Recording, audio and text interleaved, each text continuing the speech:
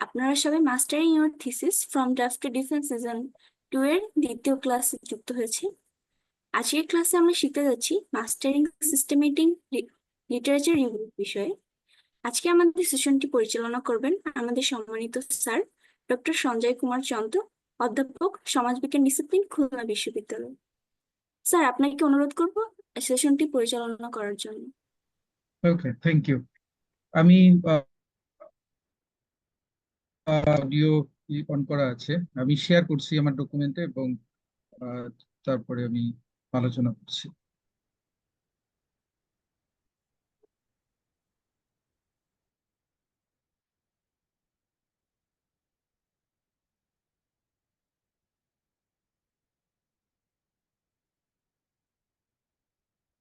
Document কি দেখা যাচ্ছে?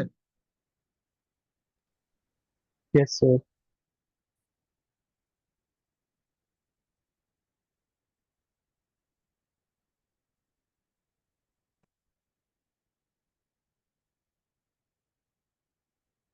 ওকে, থ্যাংক ইউ আমাকে ইনভাইট করার জন্য।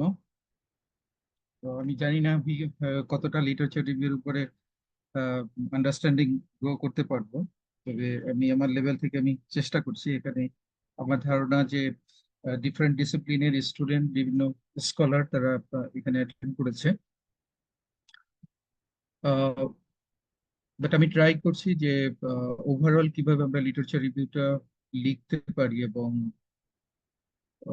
আমাদের থিসিস পেপারে বিশেষ করে যারা বিগিনার, এখানে যারা আন্ডার গ্রাজুয়েট স্টুডেন্টস আছে অথবা মাস্টার্স এর স্টুডেন্টস আছে, তাদের জন্য হয়তো হেল্পফুল হবে। তবে কিছুটা ধারণা যারা অ্যাডভান্স লেভেলে আছে, বিশেষ করে যারা পিএইচডি করছে, এরাও হয়তো উপকৃত হতে পারে।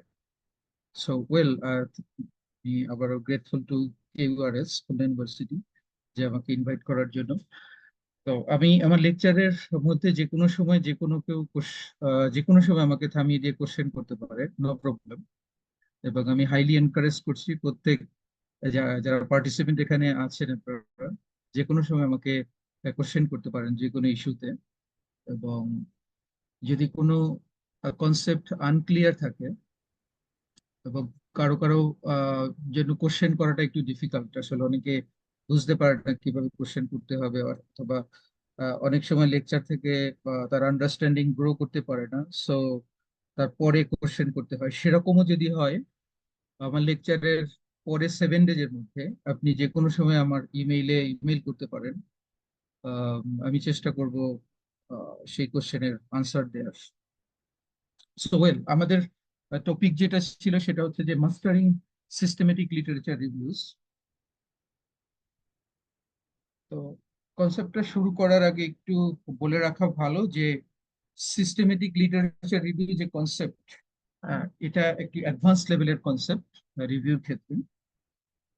সাধারণত দেখা যায় যে আমরা যারা গ্লোবাল সাউথে আছি, পার্টিকুলারলি এশিয়ান অথবা আফ্রিকান যে ডোমেইনে আমরা যারা আছি, আমাদের এই যে সিস্টেমেটিক লিটারেচার রিভিউ, এই ট্রেন্ডটা আসলে আমাদের মধ্যে এখনো আমি বলবো যে ফুল সুইং এটা শুরু হয়নি, পার্টিকুলারলি একাডেমিয়াতে তো অবশ্যই। আহ, এটাকে লিটারেচার রিভিউ একটা প্যারাডাইম শিফটও বলা যেতে পারে, কারণ আহ, এখনো যারা আছেন, বিশেষ করে আমি যেটা দেখি যে আমার যারা স্যার ছিলেন বা যারা আছেন, তাদের কাছে এই যে ধারণা যে সিস্টেমেটিক লিটারেচার রিভিউ, সামহাও তাদের কাছে এটা তারা নিতে পারে না। তারা মনে করেন যে লিটারেচার রিভিউ এটা একটা traditional mood of literature review হবে। আহ, কিন্তু এটার যে একটা সাইন্টিফিক বা সিস্টেমেটিক ওয়েতেও যে লিটারেচার রিভিউ ডেভেলপ করা যায়, এটা তাদের কাছে অনেকের কাছেই আননোন। তবে আবার কারো কারো কাছে এটা আহ, বলছে যে more acceptable compare to traditional way of literature review. তো সেই ক্ষেত্রে আমি বলবো যে আমার কাছে যেটা মনে হয় যে আহ, এটা একটা এখনো বাংলাদেশের ক্ষেত্রে অথবা সাউথ এশিয়ান কন্টেক্সটে এটা একটা নিউ কনসেপ্ট এবং ইভলভিং। এবং পার্টিকুলারলি আমার কাছে মনে হয় অনেক বেশি এটা কনভিন্সিং একটা কনসেপ্ট, যেটা নতুন টেকনিক্স ডেভেলপ করেছে, নতুন টুলস ডেভেলপ করেছে, যার মাধ্যমে আমরা সাইন্টিফিক ওয়েতে আমরা আমাদের একাডেমিয়াতে কন্ট্রিবিউশন করার একটা জায়গা আছে। এবং আমি বলবো যে আমাদের যারা এখানে আন্ডার গ্রাজুয়েট স্টুডেন্টস অথবা মাস্টার্স স্টুডেন্টস আছে তাদের জন্য এটা একটা নিউ হোপ যে আমরা হয়তো কিছু নতুন টেকনিক্স অথবা টুলস যদি আমরা শিখে ফেলতে পারি, সেক্ষেত্রে এখন যে সাইন্টিফিক কমিউনিটি চলছে সেই সাইন্টিফিক কমিউনিটির সাথে তাল মিলিয়ে আমরা আমাদের একাডেমিক প্রোডাকশনটা আমরা তৈরি করতে পারবো এবং সেটা মোর অ্যাকসেপ্টেবল এবং সেটা মানে এর কোনো ডিসিপ্লিনারি কোনো বাউন্ডারি নেই, প্রত্যেক ডিসিপ্লিনের জন্যই একই রকম। যেমন যারা ইঞ্জিনিয়ারিং আছো তাদের জন্য যে এই যে সিস্টেমেটিক ওয়েতে লিটারেচার, যারা লাইফ সায়েন্স, যারা সোশ্যাল সায়েন্স, বিজনেস, এমনকি আর্টস এন্ড হিউম্যানিটিস অথবা এডুকেশন, সবাই সবার জন্যই এখন যে লেখাপড়াটাই হচ্ছে একটা সিস্টেমেটিক এবং সাইন্টিফিক যে প্রসিডিয়ার সেটা। সো ওয়েল, এটা এটা ওভারঅল একটা মানে প্যারাডাইম শিফট লিটারেচার রিভিউর, এবং আমি বলবো যেটা একটা অ্যাডভান্স বা ভার্সন অথবা নিউ ভার্সন লিটারেচার রিভিউ, যেরকম মেথোডোলজি ডেভেলপ করে অথবা রিসার্চ আইডিয়া গুলো ইভলভ হয়, নতুন নতুন আইডিয়া আসে, সেরকম কি আইডিয়া। আমি প্রথমেই আহ, যেটা আহ, একটা স্লাইড নিয়ে আসার আমি চেষ্টা করেছি, কালকে রাতে অনেক ভাবলাম যে how can I make a differentiation between literature review or the reviews made on uh, different kinds of persisting issues. So এটা দেখা যাবে যে আমরা আমরা যারা কনজিউমার আছি, সাধারণত আমরা মোবাইল ফোন কিনি অথবা ফুড আইটেম অথবা ক্লোথস, তো তারপরে আমরা একটা অনেকেরই অভ্যাস আছে একটা রিভিউ লেখার। এটা একটা গুড মানে হ্যাবিট আমার কাছে মনে হয়, কারণ হচ্ছে যারা নিউ কামার্স আছে, সো তাদের জন্য একটা একটা মেসেজ হতে পারে যে এর প্রোস এন্ড কনস কি যে কোনো আইটেমের, সেটা জানা। সো সেরকম আমার কাছে মনে হলো যে আমরা যে আইফোন ব্যবহার করি অথবা যে কোনো টাইপস ফোন ব্যবহার করি না কেন, সেই ফোন কেনার আগে আমরা হয়তো কিছুটা রিভিউ দেখি এবং এটা অনেকটা একটা আইডিয়া পাওয়া যায়। সো অনেকের কাছে মনে হতে পারে যে লিটারেচার রিভিউ অথবা কোনো কনজিউমার প্রোডাকশনের রিভিউ এগুলো এক কি না। আসলে কনসেপ্ট ইজ রিভিউ, এবং অনেকাংশে হয়তো এর সিমিলারিটিস আছে, কিন্তু লিটারেচার রিভিউ যে জায়গাগুলো, সেই জায়গাগুলোতে আরো বেশি ক্রিটিক্যাল।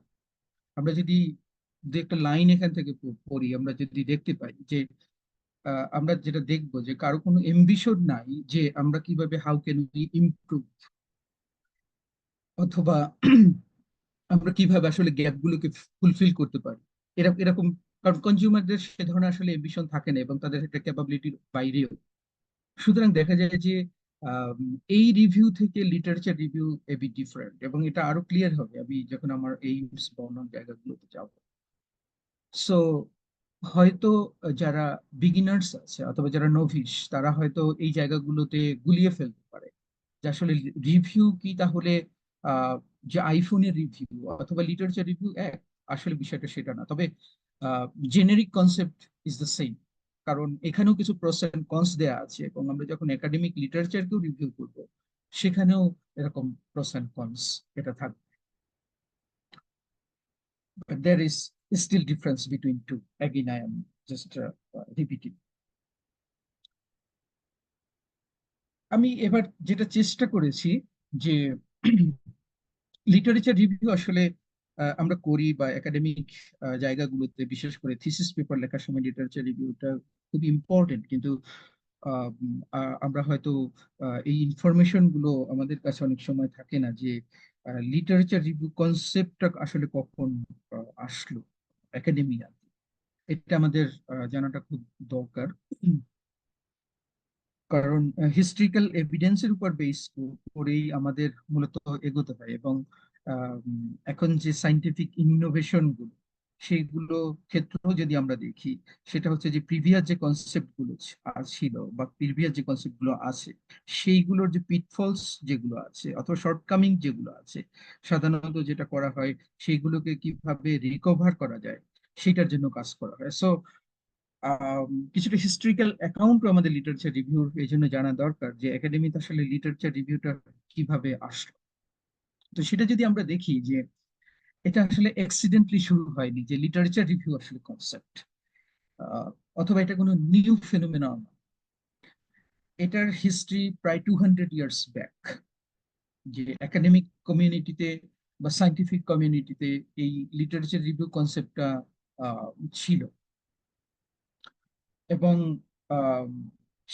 মেইনলি এই লিটারেচার রিভিউ যে কনসেপ্ট, এটা যারা মেডিকেল সায়েন্সের যারা স্টুডেন্ট আছে অথবা যারা প্রফেশনালস আছে, তারা প্রথমেই একটা লিটারেচার গুলো রিভিউ করার তারা চেষ্টা করেছিল।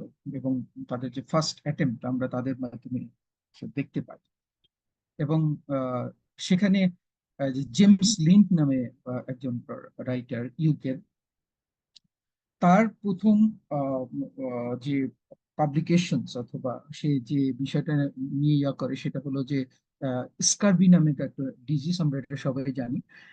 সো সেটা নিয়ে সে গবেষণা করে এবং 18th সেঞ্চুরির দিকে মেইনলি সে আহ, এই রিভিউ ফর্মে কিছু আর্টিকেল যেগুলো বা বই পাবলিশ হয়েছিল সেইগুলোকে অ্যাগ্লোমিরেট করে সে একটা প্রোডাকশন দেওয়ার সে চেষ্টা করেছিল 18th সেঞ্চুরিতে।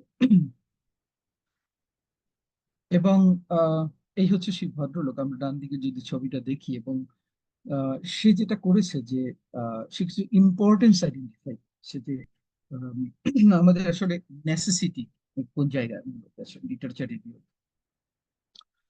তো আমি যদি কোডটা একটু দেখি, সে বলছে যে as it is no easy matter to root out prejudices, it became requisite to exhibit a full and impartial view of what had hitherto been published on the scurvy. Scurvy হচ্ছে একটা ডিজিজ।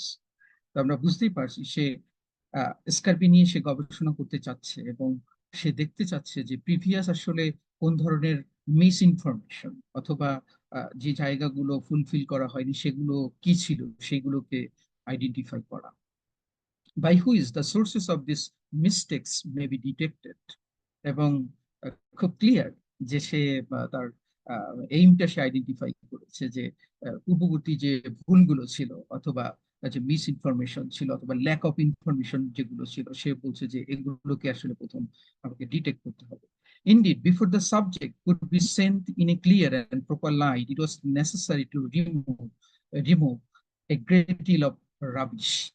যদিও সে last যে phrase সেটা খুব মানে হার্শ একটা concept, সে যে rubbish, আসলে ওই বিষয়টা হচ্ছে যে মিস ইনফরমেশন অথবা ল্যাক অফ ইনফরমেশন অথবা পুয়ার ইনফরমেশন যেগুলো আছে, সে বলছে যে আমাদের এইগুলো বিষয়ে আমাদের খুব সচেতন হতে হবে। পূর্ববর্তী যে রিসার্চ যেগুলো ছিল, যে স্কার্বি অথবা যে কোনো পার্টিকুলার টাইপস অফ ডিজিজ অথবা যে কোনো প্রবলেমস যেগুলো আছে, সো সেই বিষয়ের যে মিস ইনফরমেশন গুলো আমাদের সেটা আসলে আগে জানা দরকার যে আহ, সেগুলো আসলে কি ছিল। Then I need to jump, otherwise যেটা হয় সেটা হলো একটা ভ্যাকুয়াম তৈরি করাও একটা খুব ডিফিকাল্ট। সুতরাং সে একটা নিট লিটারেচার রিভিউ এখানে আইডেন্টিফাই করছে যে পূর্ববর্তী রিসার্চের যে শর্টকামিংস গুলো সেটা জানা আসলে প্রথম খুবই জরুরি। দেন আমাদের নেক্সট স্টেপ নিয়ে কাজ করা উচিত। এরপর যদি আমি দেখি, যদিও বেশ গ্যাপ সাউন্ড আমরা ইস্যু পাবো। হচ্ছে, কাইন্ডলি একটু যদি চেক করতেন না, পার্টিসিপেন্ট অনেকে বলতেছে একটু সাউন্ডের প্রবলেম হচ্ছে, ক্লিয়ার শুনতে পাচ্ছে না। এখন কি শোনা যায় আমাকে? হ্যাঁ স্যার, শোনা যাচ্ছে। এখন কি ক্লিয়ারলি শোনা যায়? জি স্যার। ও, থ্যাংক ইউ। আমি আমি কি তাহলে প্রিভিয়াস স্লাইড নিয়ে আরেকটু আলোচনা করব? ও ওয়েল, আমি মনে কন্টিনিউ করি। দেন আমরা যদি দেখি, সেটা হলো যে 19th সেঞ্চুরিতে গিয়ে আরেকটু ধারণা আসলে ডেভেলপ করলো এবং সেখানে আরো কিছু সাইন্টিফিক যে ডিসকভারি আমরা সেটা আমরা দেখতে পাই 19th সেঞ্চুরিতে।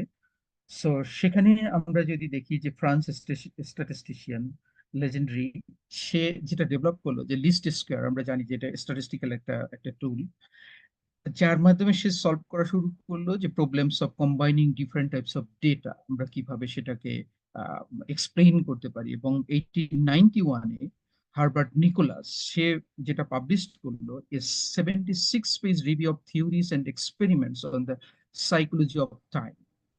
সো এই যে আস্তে আস্তে যেটা হলো যে রিভিউর যে ধারণাগুলো, কিছু কিছু টেকনিক্স ডেভেলপ করার কারণে তাদের রিভিউতেও তাদের সুবিধা হলো এবং কিছু সাইন্টিফিক বা এক্সপেরিমেন্টাল যে স্টাডি সেইগুলো এটা রিভিউ করা শুরু হলো বা আমরা সেটা দেখতে পেয়েছি। দেন আমরা 20th সেঞ্চুরিতে এসে একটা রিমার্কেবল একটা চেঞ্জ আমরা যেটা দেখেছি সেটা হচ্ছে যে the science of research synthesis. এখানে একটু বলি আমি, সেটা হলো যে আমরা সাধারণত যে ফিল্ড ডেটা যেগুলো করে থাকি, আইডেন্টিফাই করি, সেটা ল্যাবরেটরিতে হতে পারে অথবা প্র্যাকটিক্যাল ফিল্ডে গিয়ে হতে পারে। সো সেই ক্ষেত্রে আমরা ডেটাগুলোকে আনার পর মেইনলি অ্যানালিসিস করে থাকি, কিন্তু রিভিউর ক্ষেত্রে সাধারণত অ্যানালিসিস কিন্তু একটা অ্যাডভান্স ভার্সন, অথবা যে টার্মটা ইউজ করা হয় সেটা হলো যে সিনথেসিস। সো এই 20th সেঞ্চুরিতে এসে যেটা হয় সেটা হলো যে the science of research synthesis as we know it today began to emerge. এবং কার্ল পিয়ারসন, আমরা মনে হয় মোটামুটি সবাই জানি যে কার্ল পিয়ারসন স্ট্যাটিস্টিশিয়ান, এবং সে কোরিলেশন কোএফিসিয়েন্ট ডেভেলপ করেছে। সো সে যেটা করলো, সে এই কোরিলেশন কোএফিসিয়েন্ট ডেভেলপ করলো এবং সেও একটা রিভিউ করলো, এবং কোরিলেশন কোএফিসিয়েন্ট এই যে টেকনিক স্ট্যাটিস্টিক্যাল সেটা ইউজ করে সে রিভিউ করা শুরু করলো। এবং তখন যেটা দেখা গেল যে রিভিউর যে ইম্পর্টেন্স অথবা এর যে আপিল, এটা একাডেমিয়াতে আরো অনেক বেশি বেড়ে গেল rather than the previous time. কারণ ডেটাগুলোর কোরিলেশন অথবা এই যে জায়গাগুলো, এই যে স্ট্যাটিস্টিক্যাল টেকনিকগুলো ডেভেলপ হওয়ার কারণে যারা রিডার তাদের বুঝতে সুবিধা হলো যে আসলে রিলেশনশিপ অথবা অ্যাসোসিয়েশনের জায়গাগুলো কোথায়। এবং এটাকে আমি বলবো ভেরি রিসেন্ট ফেনোমেনন, যে 1979, এটা 20th সেঞ্চুরির আমরা যদি শেষের দিকের কথা বলি, তো সেইখানে আমরা যে কোক্রেন নামে একজন রাইটার, আমরা হয়তো যারা সিস্টেমেটিক রিভিউর সাথে মোটামুটি ইনভলভ আছি, যারা জানেন তারা হয়তো ওই যে কোক্রেন সম্বন্ধে তারা জানেন যে একটা ইনস্টিটিউশনই আছে, ওই যে প্রিজমা গাইডলাইন তার নামে তৈরি হয়েছে, সেটা কোক্রেন ইনস্টিটিউট। সো সে যেটা করেছে সেটা সে এখানে তার যে কন্ট্রিবিউশন, এবং সেও এই সিস্টেমেটিক রিভিউর যে প্রসেসটা সেটাকে সে সামনে নিয়ে আসে। এবং সেখানে সে বলছে, it is sure a great criticism of our profession that we have not organized a critical summary by specialty or subspecialty adapted periodically of all relevant randomized control trials।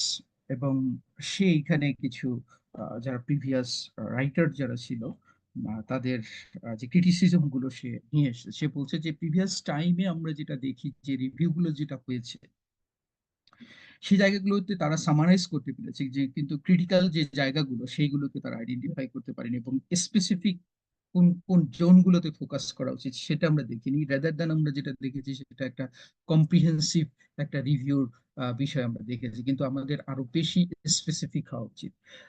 এবং সে মেইনলি স্পেসিফিকেশনের উপরে জোর দিয়েছে, এই জন্য যে আমরা যদি এখন মডার্ন টাইমে দেখি, এই সময় আমরা কিন্তু দেখবো যে যে ডিভিশন অফ লেবার অথবা আহ, যে যে যে সাইন্টিফিক যে এক্সপ্লানেশন সেগুলো খুবই খুবই many division of labour. Even subject গুলোতেও যদি দেখি, আমি কেমিস্ট্রি, সেখানে তৈরি হয়েছে যে অ্যাপ্লাইড কেমিস্ট্রি, তাই না, স্ট্যাটিস্টিক্স অ্যাপ্লাইড স্ট্যাটিস্টিক্স। সো এরকম যে মাইক্রো মাইক্রো যে ইস্যুস গুলো আইডেন্টিফাই করেছে। সো সে বলছে যে rather than focusing on comprehensive subject অথবা in general subject, we should also focus on specific subject or issues. এবং সেই জন্যই সে যে টার্মটা নিয়ে আসছে সেটা হলো যে সিস্টেমেটিক রিভিউ, এবং সিস্টেমেটিক রিভিউর সে এইম আইডেন্টিফাই করেছে বা methods and so on and so on. আমরা রেস্ট অফ দা মানে লেকচার সেগুলো নিয়ে আলোচনা করছি। সো ওয়েল, আমরা আমরা যদি হিস্ট্রিক্যাল একটা অ্যাকাউন্ট আমরা দেখি লিটারেচার রিভিউতে, তাহলে আমরা ইন এ নাটশেল আমরা বলতে পারি যে এটা প্রায় 200 ইয়ার্স ব্যাক আমরা এই রিভিউ দেখতে পাই। এবং এটাও আস্তে আস্তে আস্তে আস্তে কিছু মেথডস এবং টেকনিক্স ডেভেলপ হওয়ার কারণে আহ, এটা ইভলভ করছে, এবং it is still it's ongoing process, এবং অলওয়েজ ইট ইজ ডেভেলপিং, এবং আমরা উই সি সাম চেঞ্জেস এবং প্রোগ্রেশন। ওয়েল, এখন আমরা যদি খুব সিম্পলি আমরা যদি দেখি যে হোয়াট ইজ রিভিউ,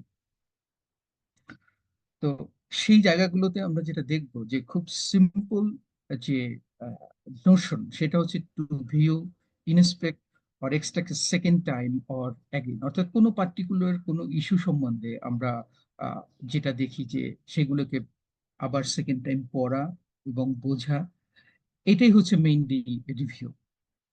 রিভিউ মানে ভিউর আগে একটা প্রিফিক্স আছে রি, সো রিভিউ, বারবার পড়া, বারবার বোঝা কি আছে মানে ডকুমেন্ট গুলোতে, প্রোস এন্ড কনস গুলো কি সেগুলোকে দেখা। সো অক্সফোর্ড ডিকশনারি মেইনলি এভাবেই ডিফাইন করতে চেয়েছে যে রিভিউ হচ্ছে এই জায়গাগুলো। এবং এই ধরনের জেনারেল আন্ডারস্ট্যান্ডিং এর মাধ্যমে আমরা লিটারেচার রিভিউ গুলোর যে কনসেপ্ট অথবা লিটারেচার রিভিউ কি সেটাও মেইনলি ডেভেলপ করে। এবং আমরা যদি দেখি যে এই যে রিভিউ যে সেকশন, থিসিস বলি অথবা যে কোনো রিসার্চ পেপারে, আমরা কিন্তু সেটা দেখতে পাবো যে ইন্ট্রোডাক্টরি পার্টের পরেই সাধারণত আমরা লিটারেচার রিভিউটা আমরা অ্যাড করি। এর কারণ হচ্ছে যে এই যে আর্লিয়ার যে স্টাডিজ গুলো আছে সেইগুলোকে আমার সেই সম্বন্ধে ধারণা নেওয়া এবং সেখান থেকে ধারণা পাওয়া যে আমি কিভাবে আমার মেথডস ডেভেলপ করতে পারি অথবা আমার কনসেপ্ট ডেভেলপ করতে পারি, এবং এর যে শর্টকামিংস গুলো আছে সেই জায়গাগুলো আমি কিভাবে ফুলফিল করতে পারি। ওয়েল, এরপর আমরা যদি দেখি যে for the time being literature review অথবা যে সিস্টেমেটিক রিভিউ যেটাই বলি না কেন, এই রিভিউর কিছু টার্মিনোলজি এগুলো ডেভেলপ করে আস্তে আস্তে। এবং এই যে টার্মিনোলজি গুলো এগুলো এসেছে, আমি আবারও বলছি, এটা একসাথে কোনোটি আসেনি, এগুলো কোনো প্যারালাল কোনো ওয়ার্ক, এগুলো সিকুয়েন্সিয়ালি আসলে ডেভেলপ করেছে একটার পর একটা এরকম। এবং ঠিক সাইন্টিফিক ইনোভেশনের মতো যে পূর্ববর্তী যে ইনোভেশন যেগুলো অথবা যে অ্যাপ্রোচ গুলো ছিল সেইগুলোর শর্টকামিংস গুলো, সো সেগুলো ফুলফিল করার জন্য পরবর্তীতে আর একটা নতুন আইডিয়া ডেভেলপ করে। এবং এটা লং হিস্ট্রি যে রিভিউর সিনথেসিসের জন্য, সিনথেসিস করার জন্য অথবা যে সেকেন্ডারি ডেটা গুলো আছে সেগুলোর অ্যানালিসিস করার জন্য বিভিন্ন রকমের বিভিন্ন সময় এই মেথডস গুলো এগুলো ডেভেলপ করেছে। তো সেখানেও যদি আমরা একটু দেখি, মেইনলি এর বাইরেও অনেক আরো ইস্যুস ডেভেলপ করেছে, বাট টাইম কনস্ট্রেন্টস এর জন্য আমি কিছু ইম্পর্টেন্ট ইস্যু অথবা প্রাইমারি ইস্যুস গুলোকে এখানে নিয়ে এসেছি। সেটা হলো যে রিসার্চ সিনথেসিস এবং সিস্টেমেটিক রিভিউ, দেন মেটা অ্যানালাইসিস এবং মেটা সিনথেসিস,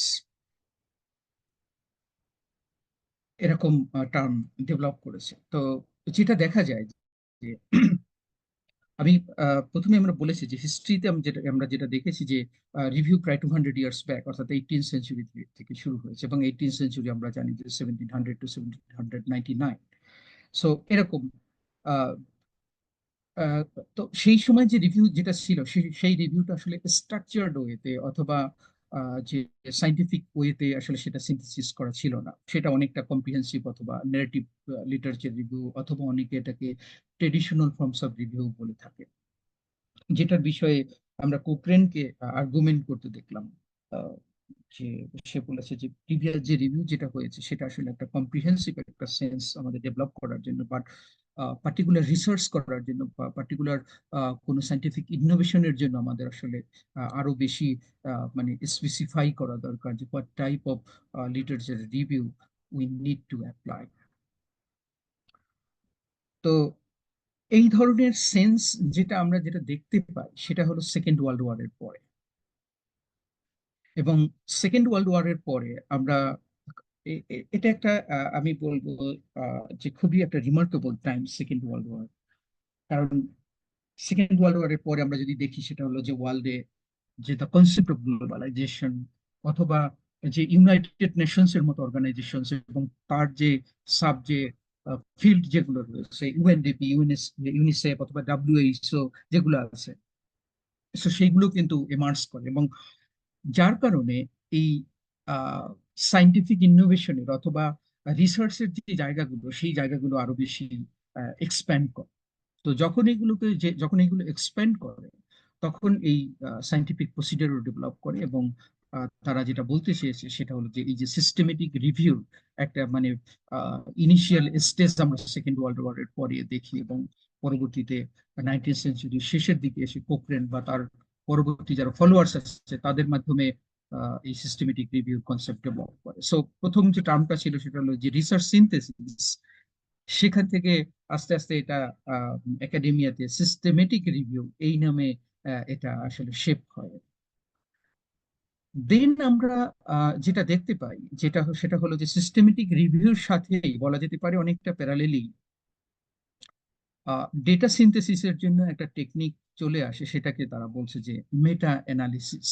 এবং মেইনলি এই মেটা অ্যানালিসিস যে টার্মটা, সেটা হলো যে কোয়ান্টিটেটিভ যেসব স্টাডিজ গুলো আছে সেইগুলোকে সিনথেসিস করার জন্য এই অ্যাপ্রোচটা ডেভেলপ করে। এবং এটা একটা পাওয়ারফুল টুল ডেভেলপ করে, যেটা অনেকটা ইন্টিগ্রেটেড ওয়েতে সিস্টেমেটিক রিভিউর সাথে এটা কাজ করা শুরু করে। অর্থাৎ সিস্টেমেটিক রিভিউ হচ্ছে, কিন্তু তার স্পেসিফিক সিনথেসিস অ্যাপ্রোচ সেটা নেওয়া হয় মেটা অ্যানালিসিস। এবং এটা আহ, প্রায় 2-3 ডিকেটস পর্যন্ত এটা একটা ডমিনেন্ট অ্যাপ্রোচ ছিল, মেটা অ্যানালিসিস। কিন্তু এর একটা প্রবলেম হলো যে মেটা অ্যানালিসিসের মাধ্যমে যেটা দেখা যায় যে কোয়ান্টিটেটিভ স্টাডিজ গুলোকে আমরা রিভিউ করতে পারি, কিন্তু যারা কোয়ালিটেটিভ স্টাডি করে থাকে অথবা যেসব স্টাডিজ গুলো based on the qualitative approach publish হয়েছে সেইগুলো রিভিউ আমরা দেখি না। সো এটা একটা ভ্যাকিউম তখন তৈরি হয়, এবং এর একটা ক্রিটিসিজম তৈরি হয় যে মেটা অ্যানালিসিস অনলি, মানে it was only confined to quantitative studies. তখন যে অ্যাপ্রোচ যেটা ডেভেলপ করলো, যে new approach for synthesising qualitative study, সেটাকে বলা হচ্ছে যে মেটা সিনথেসিস। এবং এটা কোয়ালিটেটিভ স্টাডি যেগুলো আছে সেইগুলোকে সিনথেসাইজ করার জন্য একটা অ্যাপ্রোচ সেটা ডেভেলপ করেছে। আমি অ্যাপ্রোচ গুলো নিয়ে আরেকটু ডিটেইলে পরে বলছি। সো এইভাবে যেটা দেখা যায় যে এই যে অ্যাপ্রোচ গুলো ডেভেলপ করতে থাকে, প্রথম সিস্টেমেটিক রিভিউ, দেন মেটা অ্যানালিসিস, দেন যেটা দেখা যাচ্ছে যে মেটা সিনথেসিস। এবং এখন সিস্টেমেটিক রিভিউর ক্ষেত্রে বোথ মেটা অ্যানালিসিস ইউজ করা হয় এবং মেটা সিনথেসিসও ইউজ করা হয়। সো আমরা যদি টার্মিনোলজি গুলোকে দেখি, তাহলে এই টার্মিনোলজি গুলোকে আমরা এভাবে আসলে বুঝতে পারি। দেন 20th সেঞ্চুরির ফার্স্ট ডিকেডে, 21st সেঞ্চুরি ফার্স্ট ডিকেডে এসে আমরা একটা রিমার্কেবল একটা লিটারেচার আমরা পেয়েছি, যেটার দ্বারা যারা সাইন্টিফিক একাডেমিয়া তারা ব্যাপকভাবে উপকৃত হয়েছে। এরা ইউকে রিসার্চার, এরা যেটা করেছে সেটা হলো যে এক্সিস্টিং যত রিভিউ আছে সেই রিভিউ গুলোকে এরা কিছু টাইপোলজিতে ভাগ করে ফেলেছে, এবং যার জন্য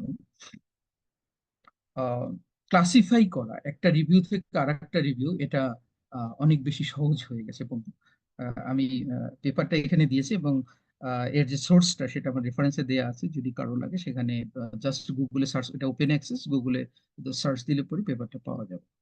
এবং এটা সাইটেশন আমরা দেখতে পাচ্ছি 6174, মানে গত দিন পর্যন্ত আমি এটা দেখেছি। এবং যারা আন্ডার গ্রাজুয়েটের রিসার্চার এখানে আছে অথবা যারা বিগিনার আছে, তাদের জন্য খুবই একটা ভালো ডকুমেন্ট আমার কাছে মনে হয়, ইভেন যারা পিএইচডি করছে তাদের জন্য, যে আসলে আমার কোন টাইপের রিভিউ আমার চুজ করা উচিত আমার থিসিসের সাথে অ্যালাইন। কারণ সব টাইপের রিভিউ তো আমার দরকার নেই। So 14 types of review identify করা হয়েছে, তার মধ্যে হয়তো আমার একটা, অথবা এখন যে ব্লেন্ডিংও করা যেতে পারে, অর্থাৎ মার্জ করা যেতে পারে দুইটা রিভিউ, সেটাকে আমি মার্জ করে তারপর আমি একটা রিভিউ তৈরি করলাম। সো এই আন্ডারস্ট্যান্ডিং গ্রো করার জন্য তারা তাদের যে এই যে এটাও একটা রিভিউ পেপার, এই 14 রিভিউ টাইপস তারা যেটা আইডেন্টিফাই করে, অর্থাৎ এক্সিস্টিং যে রিভিউ গুলো পাবলিশ হয়েছে তার উপর বেস করে তারা একটা রিভিউ করে তারা আইডেন্টিফাই করেছে যে still 14 review types exist in scientific academy. এবং এটা আহ, আহ, দেখাই যাচ্ছে যে মোর দেন 6000 এটার সাইটেশন অলরেডি হয়েছে, এবং রিড হয়েছে যে থাউজেন্ডস এন্ড থাউজেন্ডস এটা রিড হয়েছে, এবং অলরেডি ইউজ হয়েছে 6000 অ্যাবাভ। সো এই ডকুমেন্টটা চাইলে আমরা হয়তো পড়তে পারি ইন ডিটেলস লেটার। আমি ওই পেপার থেকে কিছু সিগনিফিকেন্ট কিছু টাইপস এখানে নিয়ে এসেছি মাত্র 4, আর বাকি 10 আছে যেগুলো আমার কাছে মনে হয় যে হয়তো আরো বেশি অ্যাডভান্স লেভেলে আমাদের দরকার আছে আজকের হয়তো এই যারা এখানে আমরা পার্টিসিপেন্টস আছি, পার্টিকুলারলি যারা আন্ডার গ্রাজুয়েট এবং মাস্টার্স, তাদের জন্য এটা হয়তো নাও দরকার হতে পারে।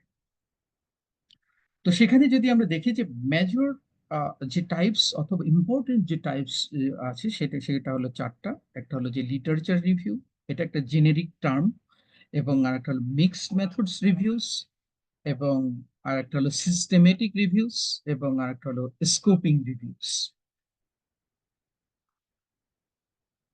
সো আমরা যদি জাস্ট একটু ডিস্টিংশন করি চারটার মধ্যে, একটু দেখি, সেটা হলো যে লিটারেচার রিভিউ যেটা বলছে এর আরেকটা সিনোনিমাস টার্ম একাডেমিয়াতে ইউজ হয়, সেটাকে বলছে যে ন্যারেটিভ লিটারেচার রিভিউ, অথবা অনেকে এটাকে ট্রেডিশনাল ফর্মস অফ রিভিউ বলা হয় যেতে পারে। যেটা মেইনলি ওই যে বললাম যে 18th সেঞ্চুরি ব্যাক, অর্থাৎ প্রথম থেকে যে ধারাতে রিভিউটা হচ্ছিল সেই রিভিউ হচ্ছে এটা যে লিটারেচার রিভিউ, অর্থাৎ একটা কম্প্রিহেন্সিভ একটা টার্ম। অর্থাৎ কারো যদি এইম থাকে যে আমি কম্প্রিহেন্সিভলি আমি যে ক্লাইমেট চেঞ্জের ইম্প্যাক্ট খুলনাতে আমি দেখতে চাই, তাহলে আমরা লিটারেচার রিভিউ করতে পারি। কিন্তু কারো যদি এইম থাকে যে ক্লাইমেট চেঞ্জের শুধুমাত্র আমি হেলথ ইম্প্যাক্টটা দেখতে চাই, অথবা ক্লাইমেট চেঞ্জের আমি শুধুমাত্র যে এডুকেশন ইম্প্যাক্টটা দেখতে চাই, অথবা মাইগ্রেশন ইম্প্যাক্টটা দেখতে চাই, তাহলে একটু bit difficult to run literature review. So literature review এটা হলো যে কম্প্রিহেন্সিভ যখন এইম থাকে তখন আমরা এটাকে ইউজ করতে পারি। দেন বলছে যে মিক্সড মেথডস রিভিউ। আমরা বুঝতেই পারছি যে মিক্সড মেথডস অর্থাৎ এটাও একটা মেথোডোলজিক্যাল অ্যাপ্রোচের একটা প্যারাডাইম শিফট এবং অ্যাডভান্স স্টেজ।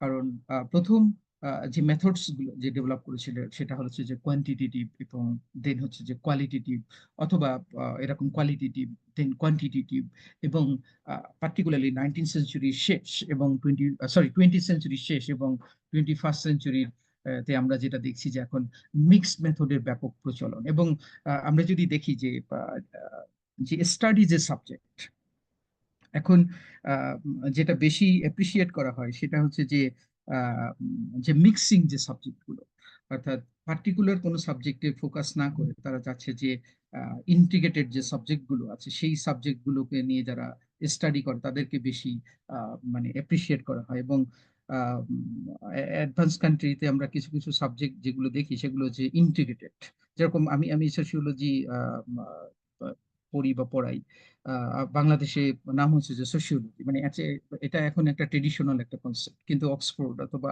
হার্ভার্ড বা এরকম যে রিনাউন্ড যে ইউনিভার্সিটি গুলো, তারা এর নাম দিয়েছে এখন সোশিওলজি এন্ড সোশ্যাল পলিসি। এবং অনেকেই দেখবেন যে যাদের আন্ডার গ্রাজুয়েট ডিগ্রি এরকম যে ইকোনমিক্স, হিস্ট্রি, ফিলোসফি, যে তিনটা বিষয় তাদের ডিগ্রি।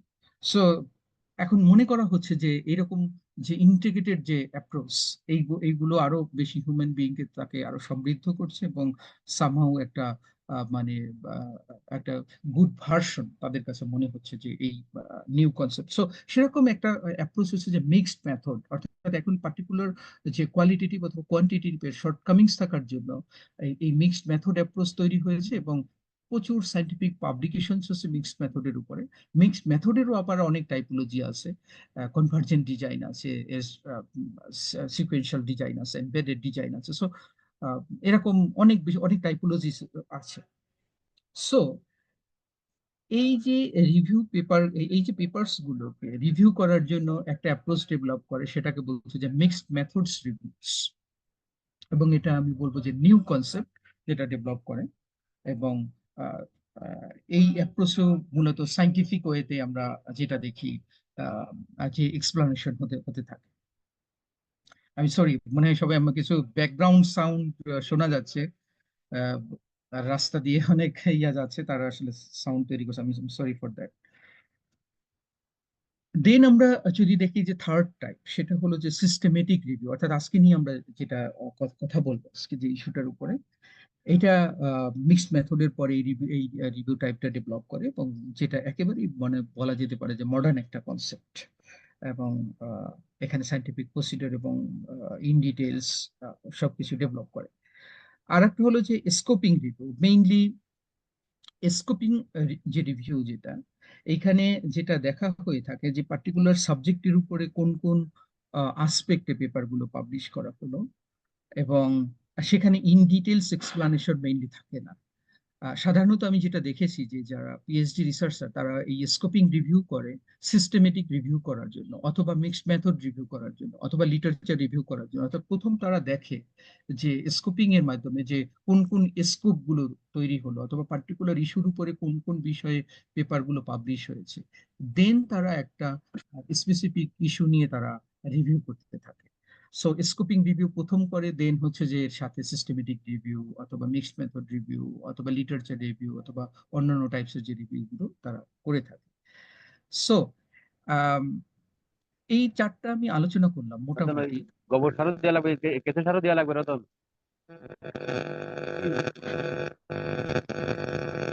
সরি, যে মডারেটর আছে সে যদি প্রত্যেকের মাইক গুলো একটু বন্ধ করে দেয় তাহলে ভালো।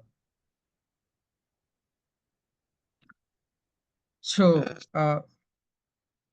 এই চারটা আমরা মোটামুটি আলোচনা করলাম।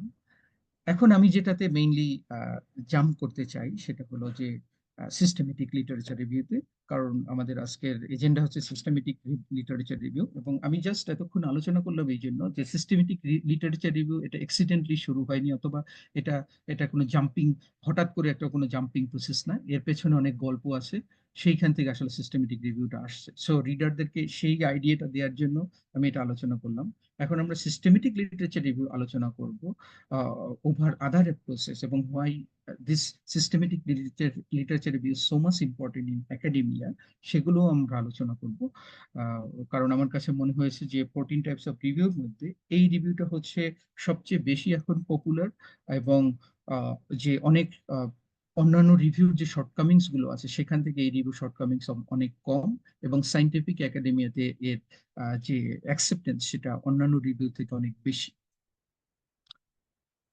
ওয়েল, এই পর্যন্ত কারো কোনো কোশ্চেন আছে কিনা, অথবা কোনো কোয়েরি আছে? তাহলে আমরা একটু করে যেতে পারি।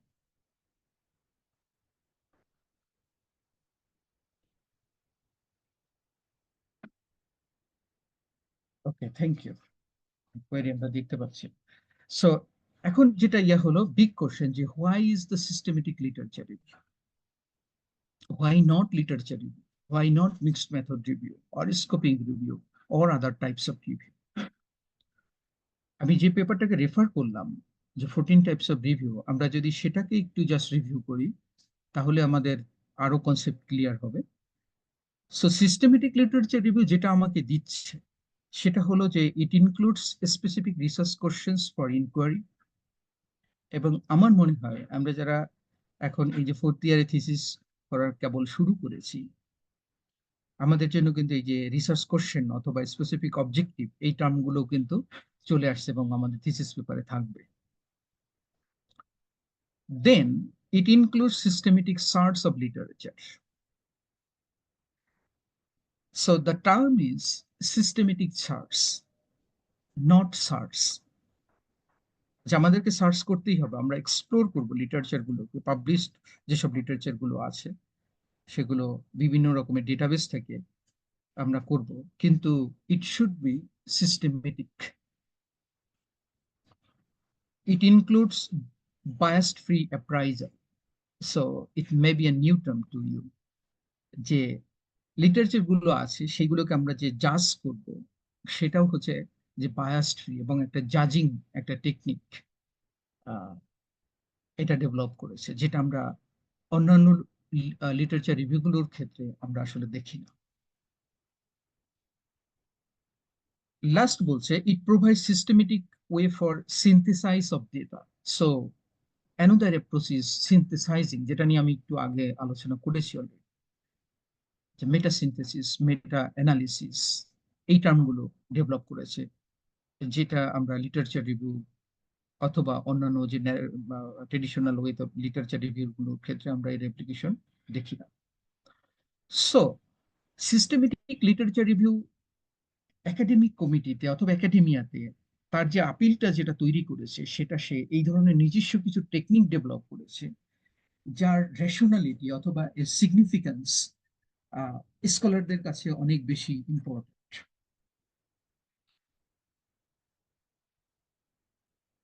দেন it's a very big question,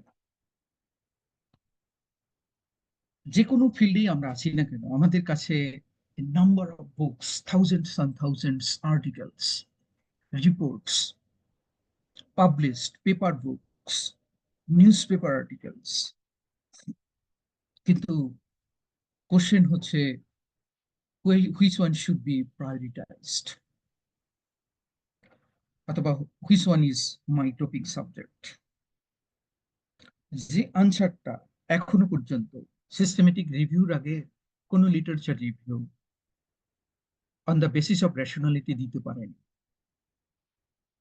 এবং যার কারণে অনেক রিসার্চার অথবা অনেক রাইটার যারা আছে, তাদের কাছে লিটারেচার রিভিউ মানেই একটা মানে অত্যন্ত একটা খারাপ একটা অভিজ্ঞতা। যে লিটারেচার রিভিউ, এবং শুনলে পরে তাদের কাছে মনে হয় যে এটা একটা মানে ভয়ের একটা একটা বিষয়, যে আমার কাছে মনে হয় যত বই আছে সব বই আমাকে পড়ে ফেলবে।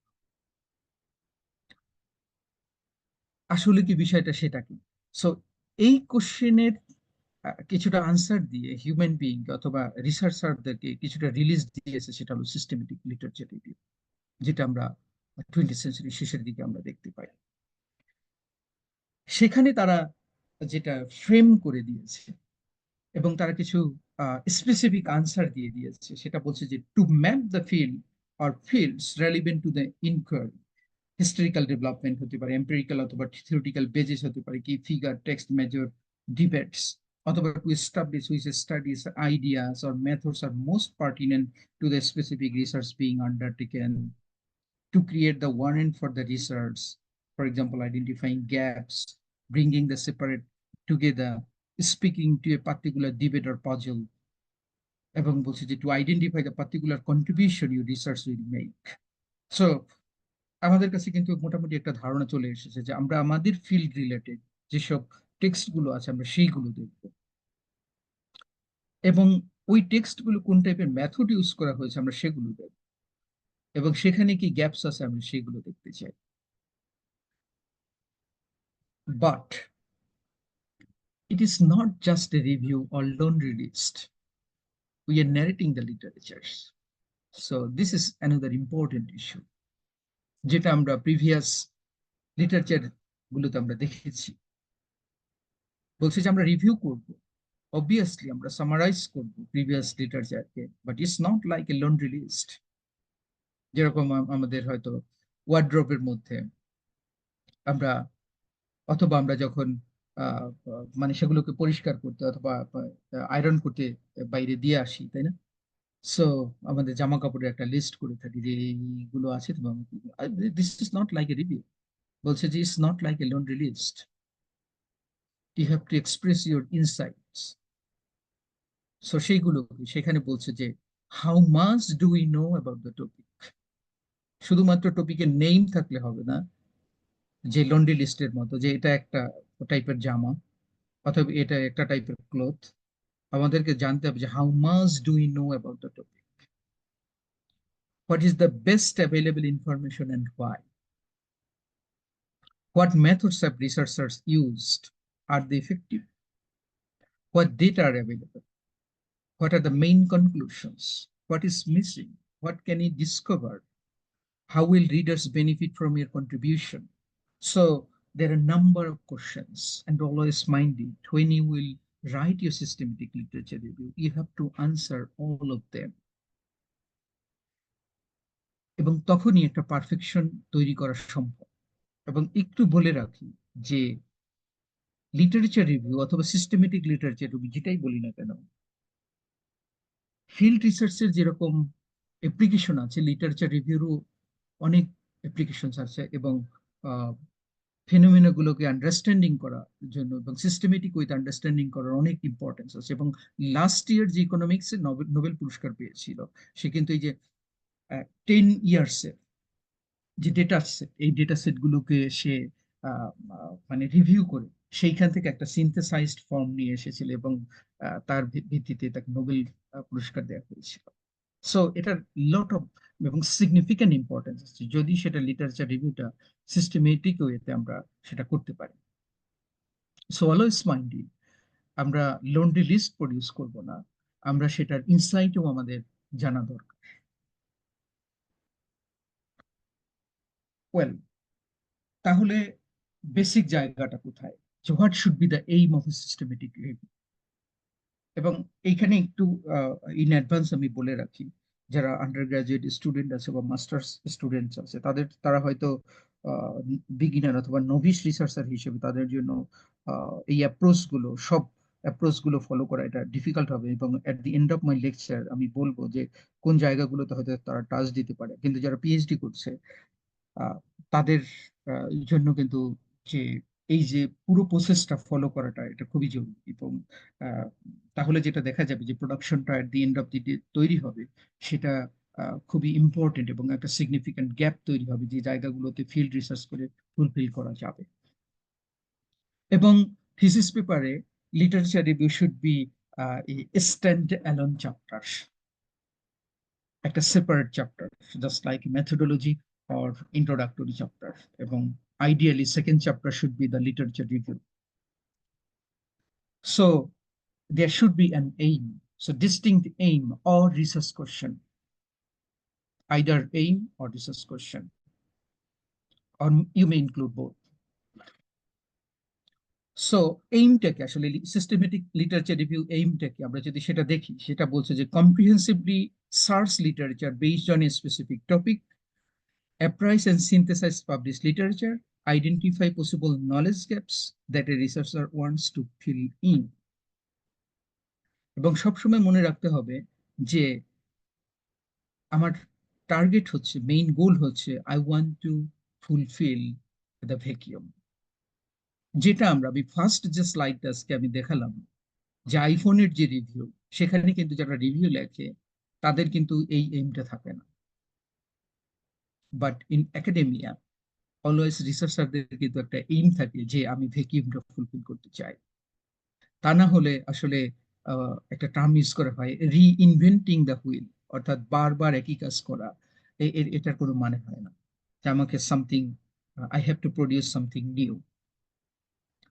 So aim is very clear এবং it includes mainly three components: comprehensively search literature, appraise and synthesise, এবং ফাইনালি বলছি to identify possible knowledge gaps that a researcher wants to fill in. So যে মেথডস ডেভেলপ করেছে, এটাকে বলা হচ্ছে যে preferred reporting items for systematic reviews and meta analysis, PRISMA সংক্ষেপে বলা হয় চেকলিস্ট। এই চেকলিস্টে লেখা আছে কোন কোন যে টেকনিক্স গুলো আমাদের ফলো করা উচিত। সো এটা আমরা জাস্ট সিম্পলি গুগল সার্চ দিলে পরে এই চেকলিস্ট আমরা পেয়ে যাব। এবং আমি অলরেডি ইম্পর্টেন্ট গুলো নিয়ে এখন আমি কথা বলবো। আমাদের বোরিং লাগলে আমরা বলতে পারি, অথবা আমাকে থামিয়ে দেয়া যেতে পারে, অথবা যে কোনো কোশ্চেন প্লিজ। প্রথম যে আসপেক্ট, সেটা হলো যে সার্চ স্ট্র্যাটেজি, অর্থাৎ কিভাবে আমি ডেটাগুলোকে, যে সেকেন্ডারি যে পাবলিশড যে স্টাডি আছে, বুকস আছে, তাই না, রিপোর্ট আছে, সেইগুলোকে আমি কিভাবে সার্চ করব। এইখানে একটু যারা পার্টিসিপেন্ট আছে, অথবা বিশেষ করে বাংলাদেশি পার্সপেক্টিভে এরা আমরা একটু ওরিড হতে পারি, যে সাধারণত ডেটাবেজে যেসব ম্যাটেরিয়ালস গুলো আমরা যেগুলো দেখি, অথবা পাবলিশড আইটেমস গুলো দেখি, সেইগুলোর অ্যাক্সেস আমাদের অধিকাংশ রিডারদের কাছেই নেই। এর কারণ হলো এই ডেটাবেস এগুলোকে কিনতে হয়, দিস আর কমার্শিয়াল। এবং সাধারণত এডুকেশনাল ইনস্টিটিউশনস গুলো এগুলোকে কিনে থাকে, কিন্তু বাংলাদেশের ক্ষেত্রে এটা ব্যতিক্রম। আমাদের রিসোর্স পুয়ার কান্ট্রি, আমাদের সেই অ্যাক্সেস গুলো আমাদের নেই। তবে ওরিড হওয়ার কোনো কারণ নেই। কিছু নন ডেটাবেস সাইটসও আছে, যেগুলো দ্বারাও আমরা আমাদের সেকেন্ডারি ম্যাটেরিয়ালস গুলোকে আমরা পেতে পারি, এবং সেটা free of access. So database sites গুলো যেগুলো মেইনলি ইনক্লুড করছে Google Scholar, PubMed, Scopus, Web of Science, ProQuest, আর অন্যান্য অনেকগুলো মানে লং লিস্ট। আর নন ডেটাবেস সাইটস এর মধ্যে গুগল স্কলার, লাইব্রেরি ওয়েবসাইট আছে, জার্নাল ওয়েবসাইটস আছে, সেগুলো হচ্ছে নন ডেটাবেস, অর্থাৎ এগুলো ডেটাবেস ইনক্লুড না, কিন্তু সেকেন্ডারি ম্যাটেরিয়ালস সেখানে আছে। অ্যান্ড ইভেন ডেটাবেজের মধ্যেও কিছু সাইটস আছে যেগুলো আমাদেরকে ফ্রি সেকেন্ডারি সোর্স এগুলো মানে সাপোর্ট দিতে পারে, যেমন গুগল স্কলার অথবা পাবমেড। এইগুলো যদি আমরা রান করি, সেখানে খুব ফ্রি ওয়েতে আমরা এই আমাদের সেকেন্ডারি ম্যাটেরিয়ালস গুলো পেতে পারি, but not for Scopus and web of science. Well, before developing your search strategy, we need to identify some inclusion and exclusion criteria, যে আমরা কোনগুলোকে দেখতে চাই এবং কোনগুলোকে দেখতে চাই। সো সেই জন্য দুইটা ক্রাইটেরিয়া আমাদের ফার্স্ট ফিক্স করা উচিত on the basis of my research title অথবা এইম অথবা রিসার্চ কোশ্চেন, যে আমি এইগুলোকে দেখতে চাই। যেমন আমি একটা ফর এক্সাম্পল আমি এখানে দেখতে চেয়েছি যে স্যার আমি একটা আপনাকে সরি স্যার আপনাকে একটু ইন্টারাকশন করতে চাচ্ছি। আমি আমি স্যার সরি, আমরা আমি কি নন ডাটাবেস, একটা প্রশ্ন ছিল স্যার। হ্যাঁ, শিওর শিওর। স্যার আমরা কি নন ডাটাবেস যেগুলো সাইট আছে সেগুলো কি আমরা রিভিউ করার সময় আমরা কি এগুলো সাইটেশন এড করতে পারি? নন ডেটাবেস বলতে কি কোনটা বোঝানো হচ্ছে একটু কাইন্ডলি? স্যার আপনি কিছু নাকি যেগুলো মেনশন করলেন নন ডাটাবেস সাইট বা যেগুলো গুগল ও ওয়েল লাইব্রেরি। ওয়েল, আমি বুঝতে পেরেছি। অবশ্যই অবশ্যই আমরা সেগুলো নিতে পারি, যে সব ম্যাটেরিয়ালস যে ডেটাবেজের মধ্যে থাকবে নট নেসেসারি। ফর এক্সাম্পল আমি একটু বলছি যে আমাদের খুলনা ইউনিভার্সিটি স্টাডিজ নামে একটা জার্নাল আছে, এটা তো আমরা মনে হয় সবাই জানি। সো খুলনা ইউনিভার্সিটি স্টাডিজ এই জার্নাল অনলাইনে খুব একটা বেশি দিন হয়েছে আসেনি। আমার যতদূর আমি রিকল করতে পারি 5 থেকে 5 বছর এরকম হয়েছে, বা একটু হয়তো বেশি হতে পারে। বাট বিফোর দ্যাট যে প্রোডাকশন গুলো ছিল সবই হচ্ছে পেপার বেসড। সো এটা কিন্তু non database, and even still now এটা হচ্ছে নন ডেটাবেস আমি বলবো। কারণ হলো যে আমি মেজর যে প্রোকোয়েস্ট অথবা স্কোপাস ওয়েব অফ সায়েন্সে এটা অ্যাকসেপ্টেন্স আমি দেখি না। কিন্তু অবশ্যই আমরা সেগুলো নিতে পারি, এবং আমরা যদি সাইটেশন ইউজ করি no problem. Thank you sir. Okay, so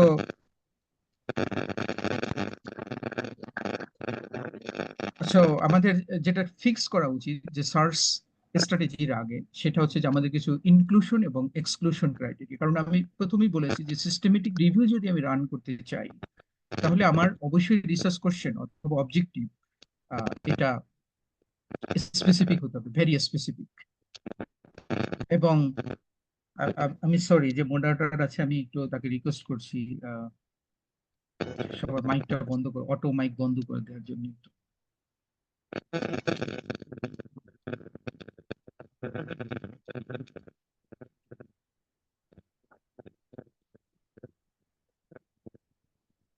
sorry.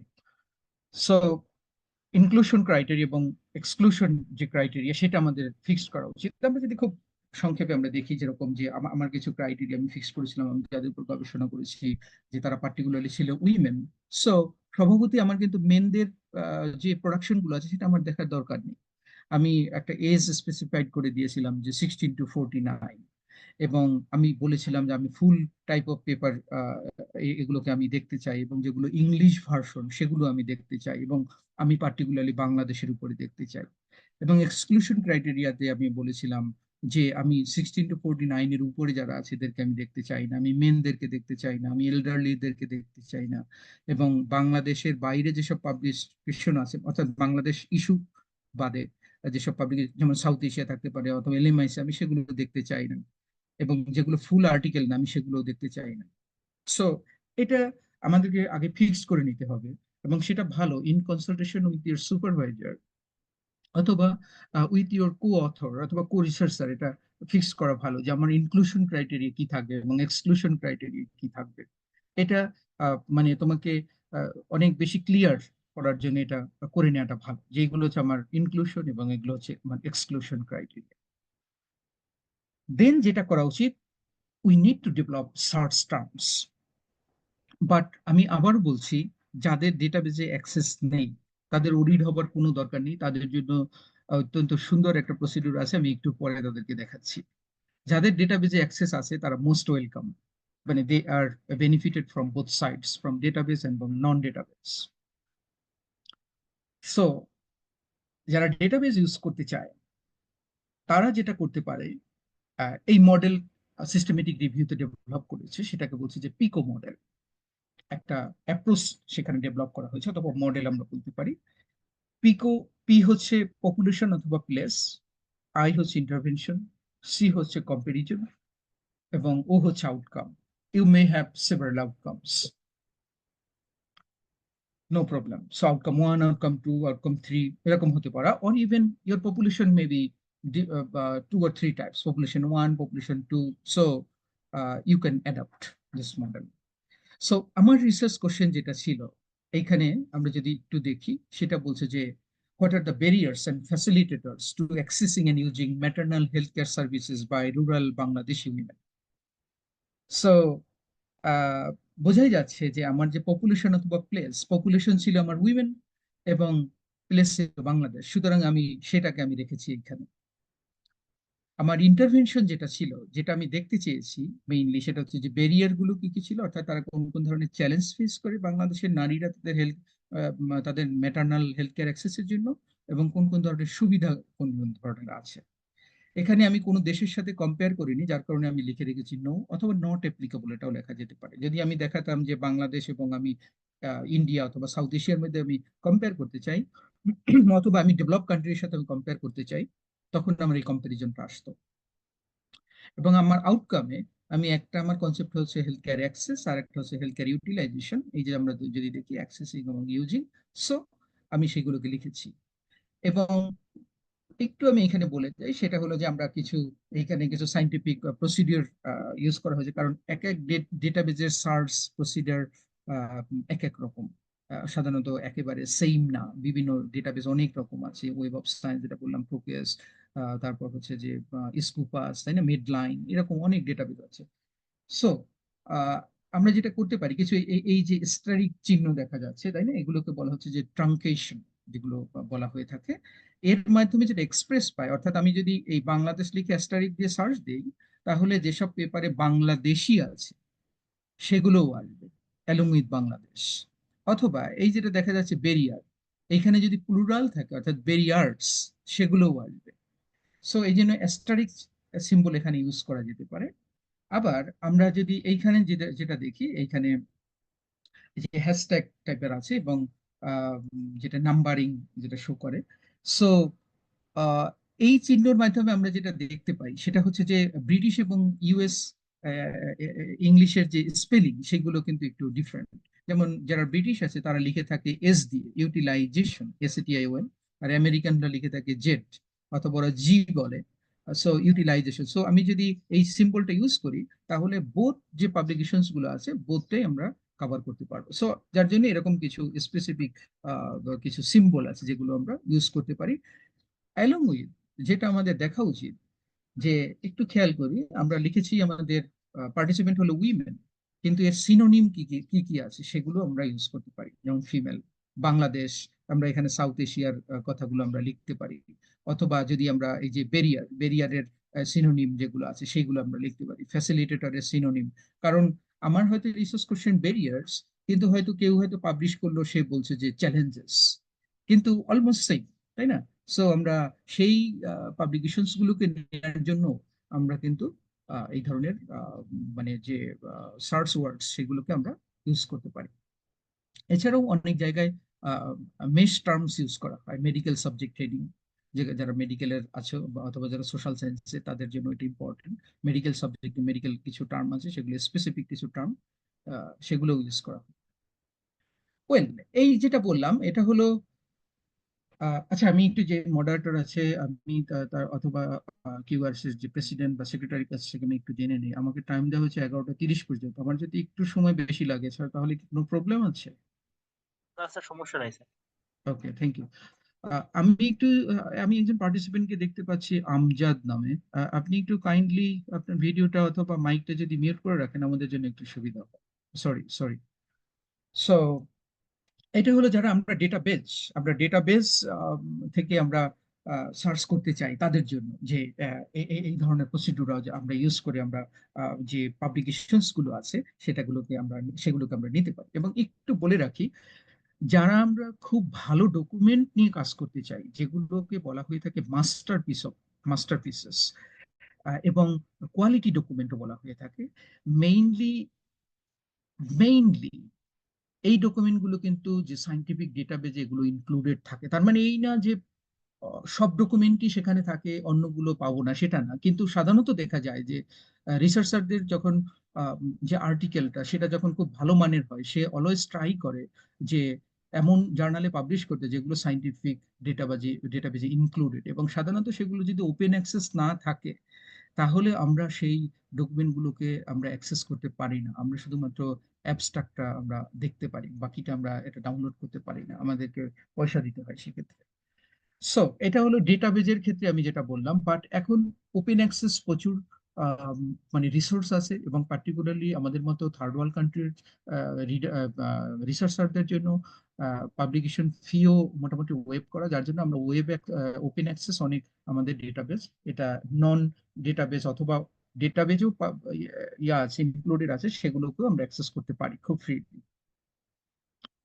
দেন আমার মতো যাদের ডেটাবেজে অ্যাক্সেস নেই, আমার এক সময় ছিল, আমি যখন পিএইচডি করেছি যে ইউনিভার্সিটি, সেই ইউনিভার্সিটি ওরা আমার ইমেল ইউজ করে আমি তাদের করতে পারতাম, কিন্তু আমার সেটা রানিং আউট। সো আমার এখন আর ডেটাবেজে অ্যাক্সেস নেই, এবং আমার ধারণা যারা এখানে আন্ডার গ্রাজুয়েট স্টুডেন্ট আছে তাদের ম্যাক্সিমাম ডেটাবেজ অ্যাক্সেস নেই। তারা কি করবে? ওই যেটা বললাম সেটা হলো ওই যে ওপেন অ্যাক্সেস যেগুলো থাকে সেগুলো নিতে পারবো আমরা। এছাড়া ওই যেটা বললাম যে নন ডেটাবেস, সেই রিসোর্স গুলো আমরা ইউজ করতে পারি। এবং যারা আন্ডার গ্রাজুয়েট, তোমরা জাস্ট জাস্ট ইন রিসার্চ, তাদের জন্য যে হতাশ হওয়ার কিছু নেই, সেটা হলো যে জাস্ট তুমি গুগলে সার্চ দাও। গুগলে যে সার্চে এই দেখো, আমি গতদিন আমি যেটা বা এর আগে আমি যেটা করেছি, ধরো তুমি তোমার যেটুকু, তুমি সেই জাস্ট অ্যাজ ইট ইজ তোমার এইম, অথবা যে যে রিসার্চ কোশ্চেন আছে, অথবা জাস্ট ক্যাসি কিছু টার্ম, সেই টার্ম দিয়ে তুমি গুগলে সার্চ দাও। এই দেখো আমি একটা লিখে চাই যে health care barriers of women in Bangladesh. তুমি হয়তো যারা এনভায়রনমেন্টাল সায়েন্সে আছে এরা হয়তো লিখতে পারে যে environmental pollution in Khulna city, তাই না? অথবা যারা ইঞ্জিনিয়ারিং আছে তারা এআই নিয়ে সার্চ দিতে পারেন যে বাংলাদেশে এআই এখন বেনিফিটস গুলো কি কি, অথবা এর অন্যান্য ডিসঅ্যাডভান্টেজ গুলো কি কি আছে, অথবা এর ইম্প্যাক্ট কি ইন একাডেমিয়াতে বাংলাদেশে, তাই না? So no problem. So just যে টার্মগুলো আছে সেই টার্মগুলো দিয়ে আমি জাস্ট সিম্পলি যদি তুমি সার্চ দাও, দেখো আমি health care barriers of women in Bangladesh দিয়ে আমি সার্চ দিয়েছি, তাহলে আমি যেটা পেয়েছি এই পেপারটা আমার রেলিভেন্ট, এই পেপারটা রেলিভেন্ট, এটা একটা রিপোর্ট ডাব্লিউএস এর, এটাও রেলিভেন্ট, এই পেপারটা রেলিভেন্ট, হ্যাঁ এই পেপারটা রেলিভেন্ট। সো এরকম আমি প্রায় 10-12টা পেপার আমি এইখানেই পেয়েছি, এবং যেগুলো ওপেন অ্যাক্সেস, এবং যেটা আবার ডেটাবেজেও ইনক্লুডেড, ওই যেটা বললাম আর কি। সো আমার আমার কিন্তু মানে খুব ওরিড হওয়ার কিছু নেই যে আমার হাই রে হাই, আমার যদি ডেটাবেজে অ্যাক্সেস না থাকে তাহলে মনে হয় আমি কোয়ালিটি পেপার পাবো না। নো, এরকম না আসলে বিষয়টা। সো এইটা একটা প্রসেস, এই যেটা বলছি আমি গুগল সার্চ, এটা তুমি দিতে পারো। দেন তুমি দেখো আমি এই যে পাবমেড, পাবমেড কিন্তু একটা ডেটাবেস, এবং পার্টিকুলারলি যারা বায়োলজিক্যাল সায়েন্সে আছে এখানে এবং সোশ্যাল সায়েন্সে আছে তাদের জন্য ইটস ভেরি ইম্পর্টেন্ট, অথবা যারা ইঞ্জিনিয়ারিং এ মেডিকেল ইস্যুগুলোকে নিয়ে যারা রিসার্চ করে তাদের জন্য। আমি ঠিক একই একই ইস্যু নিয়ে সার্চ দিয়েছি, দেখো health care barriers of women in Bangladesh, এবং সেখানে আমি কালকে 13,416টা পেপার পেয়েছি, এবং আমি খোঁজ করে দেখেছি this are highly relevant to my research, এবং এগুলো খুবই Q1 Q2 জার্নালে পাবলিশড হয়েছে, এবং এগুলো ডেটাবেজেও ইনক্লুড, এবং ফ্রি, একদম ফ্রি পাবমেড। সো জাস্ট তুমি গুগলে যাও, গুগলে গিয়ে লেখো পাবমেড, পাবমেডে গিয়ে পাবমেড সার্চ, তুমি দেখবে যে অপশন আসবে, তুমি সেখানে ক্লিক করো, দেন তোমার এরকম একটা হচ্ছে উইন্ডো পপ আপ করবে। দেন তুমি তোমার সেই সার্চ টার্মে তোমার যে অবজেক্টিভ অথবা রিসার্চ কোশ্চেন সেগুলোকে একটু ইয়া করে তুমি এখানে লিখে দাও, তুমি দেখবে যে নাম্বার অফ পেপার সেখানে তুমি তুমি পেয়ে যাচ্ছে, ফ্রি। সো এটা হলো PubMed search. Then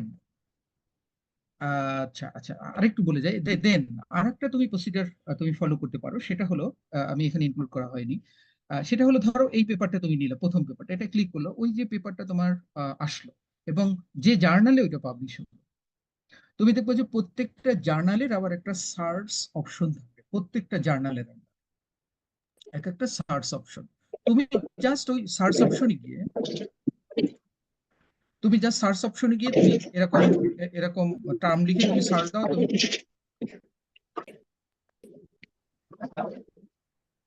sorry for the interruption, Tanvi Haldar, আপনি যদি একটু আপনার মাইকটা মিউট করতেন।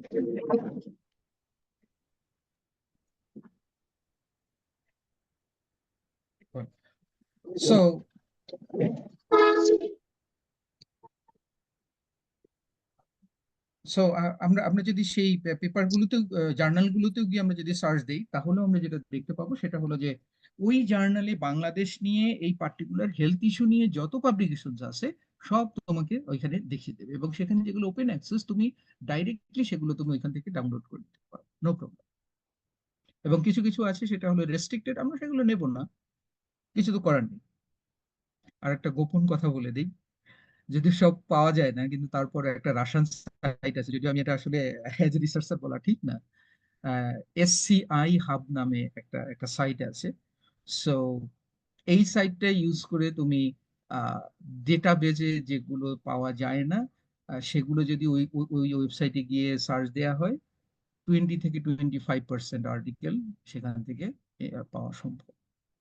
সেটা অনেকেই করে থাকে। সো এরকম কিছু সফটওয়্যার আছে, সেগুলো ইউজ করা যেতে পারে। সো এই যেটা বললাম, এটা হচ্ছে যাদের ডেটাবেজে অ্যাক্সেস নেই তাদের জন্য সার্চ প্রসিডার, এইটা একটা মেথডের একটা পার্ট আমি আলোচনা করলাম এখানে। দেন আমাদের কাছে যখন এই পেপার গুলো আমাদের কাছে চলে আসবে, তখন প্রথম যে আমাদের অবজেক্টিভ যেটা ছিল সিস্টেমেটিক রিভিউ, সেটা হচ্ছে যে এই যে সিস্টেমেটিকলি সার্চ, এন্ড বি হচ্ছে সেগুলোকে অ্যাপ্রাইজ করা এবং সেগুলো সিনথেসাইজে পরে যাচ্ছে, আগে হচ্ছে অ্যাপ্রাইজ। এবং এর উপরেও তারা যেটা করেছে, কোক্রেন, সে অনেক অ্যাপ্রোচ ডেভেলপ করেছে এবং টেকনিক্স তারা পাবলিশ করেছে, যেটাকে বলা হচ্ছে critical appraisal skill program checklist. আমি এর রেফারেন্স লিস্টে দিয়েছি, কারো লাগলে সেখান থেকে নেওয়া যেতে পারে। এবং সেখানে এরকম 10 থেকে 12টা কোশ্চেন্স থাকে, যে কোশ্চেন্স গুলো দ্বারা আমরা চাইলে যে আমরা যেটা করতে পারি সেটা হলো যে আমাদের যে ইনক্লুডেড যে স্টাডিজ গুলো সেগুলোকে আমরা জাজ করতে পারি। এবং আমরা এটা দেখতে পাচ্ছি এই ক্ষেত্রে হচ্ছে যে কোয়ান্টিটেটিভ কোহোর্ট স্টাডি, আমি একটা স্টাডি করেছি, সেখানে আমি জাস্ট এক্সাম্পলের জন্য এখানে 2টা স্টাডির যে নাম দেওয়া হয়েছে, এবং এই যে কোশ্চেন গুলোর আনসার দেওয়া হয়েছে, এবং ফাইনালি যেটা দেখা গেছে যে 12 এর মধ্যে কেউ হয়তো 12 পেয়েছে, অর্থাৎ 100%, কেউ 11 পেয়েছে 92%। সো এগুলোকে আমরা হাই বলছি, এবং এরও একটা মেথড মেইনলি এটা আমি আমার একটা পেপারে আমি ডেভেলপ করেছি, অলরেডি একটা পাবলিশড, আমিও সেটা রেফারেন্স লিস্ট আমি দিয়ে দিয়েছি আমার একটা সিস্টেমেটিক রিভিউতে, যে আমরা আসলে কোনটাকে হাই বলবো, কতটুকুকে মিডিয়াম বলবো এবং লো।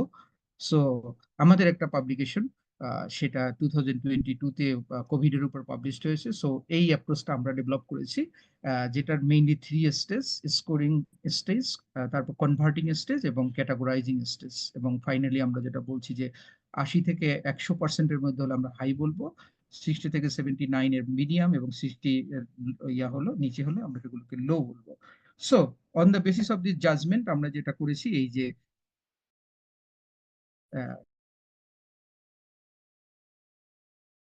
যে ক্রাইটেরিয়া আমরা ফিক্সড করেছি, এই যে এই কোশ্চেন গুলোর আমরা আনসার দিতে পারি, এবং ইয়েস নো এগুলো আমরাই করতে পারি, এবং আমাদের যারা কো রিসার্চার থাকবে তাদেরকে দ্বারা আমরা জাজ করাতে পারি, অথবা সুপারভাইজারকে আমরা এটা দেখাতে পারি, সুপারভাইজার নিজে সেটা আবার জাজ করতে পারে। সো ক্রস চেকিং আমরা করতে পারি। সো এটা হলো, এটাকে বলা হয় যে অ্যাপ্রাইজাল। দেন আমরা বলতে পারি যে আমার রিসার্চ পেপারে 20টা পেপার ইনক্লুড করেছি, তার মধ্যে 10টা হাই কোয়ালিটি, 5টা লো কোয়ালিটি, এবং রিমেইনিং 5 হচ্ছে মিডিয়াম কোয়ালিটি। সো এটা কিন্তু যে মেথোডোলজিক্যাল যে শর্টকামিংস গুলো তুমি কিন্তু আইডেন্টিফাই করতে পারলে, then you can say in your research gap, I want to improve this methodological shortcomings. যে আমি এই পেপারগুলোতে যে জায়গাগুলোতে আনসার দিতে পারিনি, আমি অলওয়েজ আমার ইন্টেনশন থাকবে যে আমি আমার রিসার্চ পেপারে এই জায়গাগুলো আমি এটা রিকভার করব। সো মেথোডোলজিক্যাল যে গ্যাপ সেটা কিন্তু আমরা এইভাবে আইডেন্টিফাই করতে পারি। সো এই পেপারটা, আমাদের পেপারটা পড়ে দেখা যেতে পারে। দেন হচ্ছে যে ডেটা সিনথেসিস, অর্থাৎ এই যে এইম বি ছিল অ্যাপ্রাইজ এবং সিনথেসিস, তার মধ্যে যেটা আমরা অলরেডি আলোচনা করেছি, মেটা সিনথেসিস এবং মেটা অ্যানালিসিস এবং থিমাটিক সিনথেসিস আর একটা অ্যাপ্রোচ। সো আমি জাস্ট লাস্ট ওয়ান যেটা আছে সেটা নিয়ে একটু আলোচনা করছি, থিমাটিক সিনথেসিস, বোথ কোয়ালিটেটিভ এবং কোয়ান্টিটেটিভ স্টাডিজ। কারণ আমরা যেটা করে থাকি, রিসার্চাররা সাধারণত যদি প্রজেক্ট নির্ভর কাজ না হয়, অর্থাৎ ফান্ডেড কিছু প্রজেক্ট আছে যারা চায় সাধারণত কোয়ান্টিটেটিভ স্টাডি, কোয়ান্টিটেটিভ রিভিউ হবে, কোয়ালিটেটিভ স্টাডির ক্ষেত্রে শুধুমাত্র কোয়ালিটেটিভ পেপার রিভিউ হবে, কিন্তু একাডেমিক জায়গাগুলোতে সাধারণত এটা একটু ওপেন। সেখানে সুপারভাইজাররা সাধারণত সাজেস্ট করে যে পেপারগুলো বোথ অ্যাপ্রোচে পাবলিশড হয়েছে সেগুলোকেই নিয়ে, যে সেটা কোয়ান্টিটেটিভ হোক, টপিক সেম। ধর হেলথ কেয়ার ইস্যুতে কেউ হয়তো কোয়ান্টিটেটিভ অ্যাপ্রোচ ইউজ করেছে, কেউ হয়তো কোয়ালিটেটিভ অ্যাপ্রোচ ইউজ করেছে। এখন কি আমরা সেগুলোকে নেবো? না, অবশ্যই নেব। সো এই ধরনের সাজেশন আমাদের একাডেমিতে থাকে সাধারণত। সো এই ক্ষেত্রে যে সিনথেসিস, এটাকে বলা হচ্ছে যে থিমাটিক সিনথেসিস। সো আজকে যেহেতু মানে কেইউআরএস এটা লিড দিচ্ছে আন্ডার গ্রাজুয়েট স্টুডেন্টরা, সো আমি এই থিমাটিক সিনথেসিস নিয়ে আলোচনা করছি। যদি কোনোদিন সুযোগ হয় মেটা অ্যানালিসিস অথবা মেটা সিনথেসিস, এটা নিয়ে আমরা পরে কথা বলবো। ওয়েল, থিমাটিক সিনথেসিস এটারও একটা প্রসেস আছে, এবং আমি আবারও বারবার আমি রিপিট করছি, this is the scientific way of production. তুমি পাবলিশ প্রসিডিউরের বাইরে গিয়ে কোনো কিছু করলে পরে সেটা অবশ্যই রেশনালিটি থাকতে হবে, এবং বেটার হচ্ছে যে অ্যাপ্রোচ গুলো already existing in scientific community সেইগুলোকে নেওয়াটা ভালো। সো এই যে থিমাটিক অ্যাপ্রোচ, এটা থমাস অ্যান্ড হার্ডেন নামে রিসার্চার তারা পাবলিশ করেছে 2008-এ, এবং তারা 3টে স্টেপ আইডেন্টিফাই করেছে। সেগুলো বলেছে যে আমাদের যে সেকেন্ডারি যে সোর্স গুলো থাকবে সেগুলো আমরা লাইন বাই লাইন কোডিং করবো, দেন আমরা ডেসক্রিপটিভ থিম আইডেন্টিফাই করব, সেখান থেকে অ্যানালিটিক থিম আমরা ডেভেলপ। আমি একটা এক্সাম্পল আমি দেখাচ্ছি আমার রিসার্চ থেকে।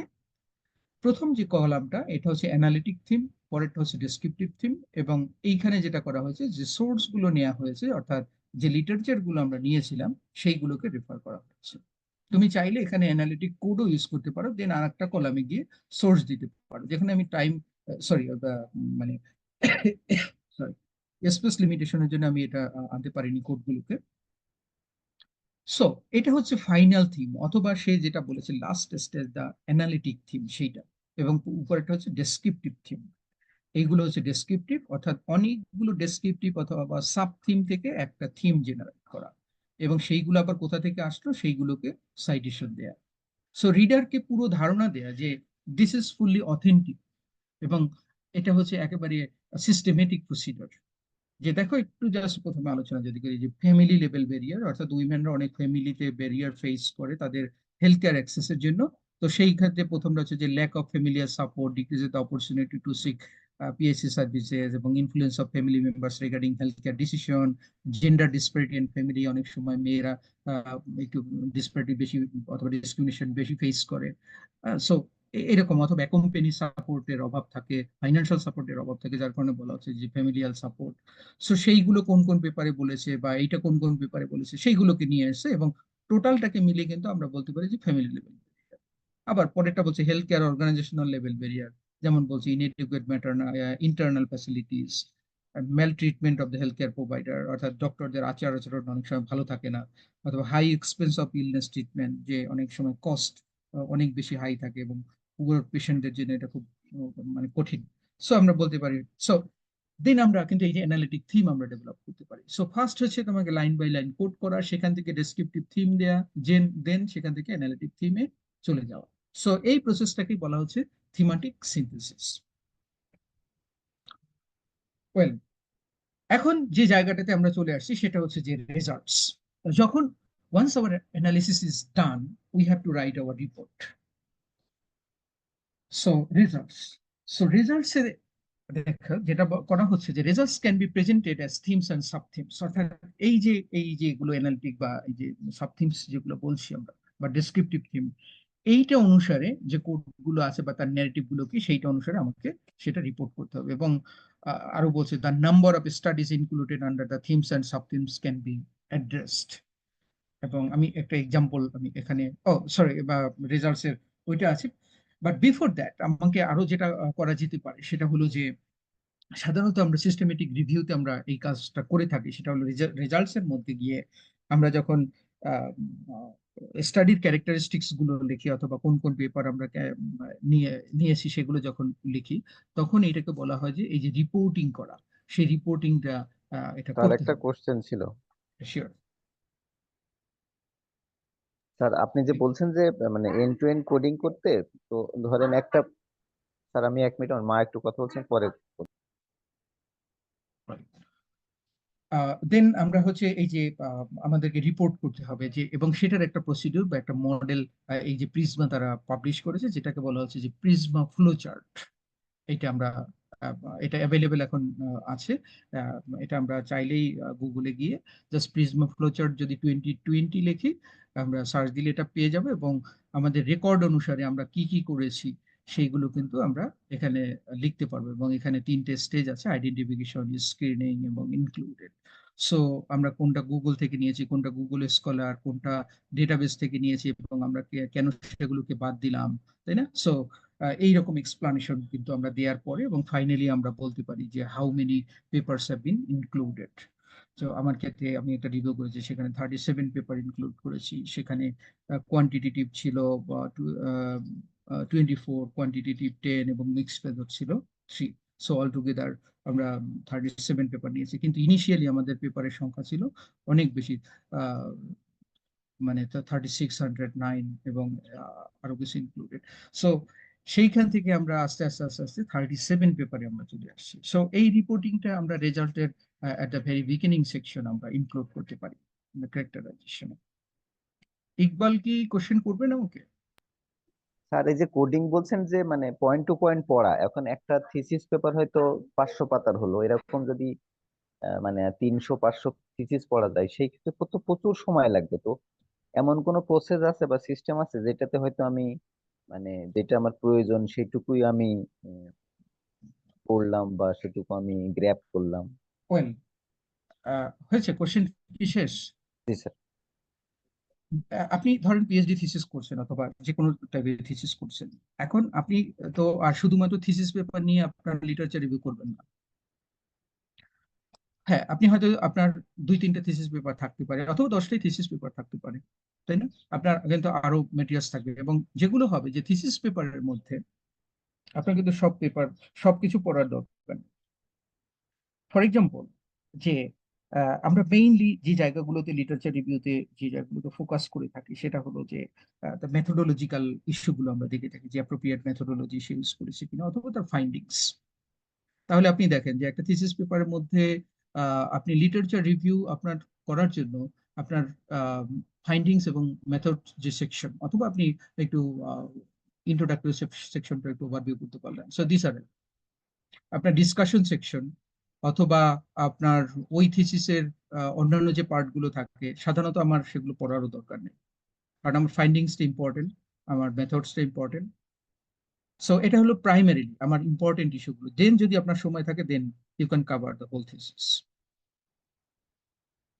সো পেপারের ক্ষেত্রে আমরা সাধারণত যেটা দেখে থাকি পেপারের ক্ষেত্রে, সেটা হলো যে আমার হয়তো পেপারের সমস্ত জায়গাগুলো আমার পড়ার দরকারও হয় না অনেক সময়। আমি ফাইন্ডিংসটাতে আমি বেশি ইম্পর্টেন্ট আমি দেবো। সেই জন্য আপনার টাইমটাকে হয়তো আমরা ভাগ করতে পারি, যে আমার টাইম স্টার্ট হবে আমার অবজেক্টিভ বা রিসার্চ কোশ্চেন পড়ার পরে মেথোডোলজি, দেন হচ্ছে আমি ফাইন্ডিংসটা পড়বো। সো আপনার যেগুলো ইম্পর্টেন্ট ইস্যু সেইগুলোকে আপনি আগে নিয়ে আসেন, দেন হচ্ছে আপনার টাইম থাকলে আপনি বাকিটা কভার করলেন। আমি কি বোঝাতে পারলাম? জি স্যার। রাইট। সো রেজাল্টসের ক্ষেত্রে আমরা এই যে রিপোর্টিংটা সিস্টেমেটিক রিভিউতে সাধারণত এটা এখন হয়ে থাকে, এই রিপোর্টিংটা করা যেতে পারে। দেন যেটা বললাম যে on the basis of the thematic synthesis, how can I present my results in the result section. যখন আপনার কতগুলো পেপার নেওয়া হয়েছে সেগুলো রিপোর্টিং হয়ে যাবে, অর্থাৎ after this schema, then you can include your thematic description. যে সেখানে এই যে আপনি আপনার পুরো লিটারেচার রিভিউটাকে আপনি এরকম থিম বাই থিম আপনি এরকম লিখতে পারেন, এবং আন্ডার গ্রাজুয়েট অথবা মাস্টার্সে যে থিসিস গুলো আছে সেই জায়গাগুলোতে এইভাবে লেখা যেতে পারে, অর্থাৎ পুরো টেক্সটটাকে। কারণ আমি তো পুরো টেক্সটটাকে বিভিন্ন থিমে, আমার কাছে আমার 3-4টা আমার থিম হতে পারে, তাই না? সো সেই থিম অনুসারে আমি ভাগ করলাম। এবং খুবই গুরুত্বপূর্ণ, একটু আমরা যদি দেখি, আপনার এটা হলো থিম, অর্থাৎ এইটাকে আমরা কেউ বলতে পারবো যে প্রথমে থিম 1 দিয়ে যে লেখা, এটা কি ডেসক্রিপটিভ না অ্যানালিটিক থিম?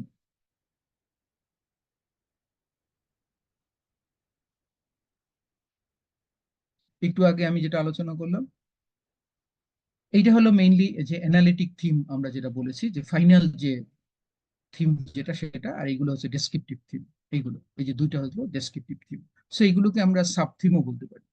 সো আমরা এরকম বলতে পারি যে two sub-themes including socio-cultural barriers and geographical barriers describe the community and social level factor to accessing maternal health care services by women. এবং এরপরে সেটার আলোচনা যে সোশিও কালচারাল ব্যারিয়ার, সেখানে এই যে socio cultural barriers were highlighted in 6 studies. So mind it, in systematic রিভিউতে আপনাকে, আপনি যে ফিল্ডেরই হন না কেন, আপনাকে কিন্তু এটা লিখতে হবে যে কোন কতগুলো পেপার সেখানে আসলো, মানে সেগুলো উইথ সাইটেশন, যেমন কোয়ালিটেটিভ এতগুলো, কোয়ান্টিটেটিভ এতগুলো, মিক্সড মেথড এতগুলো।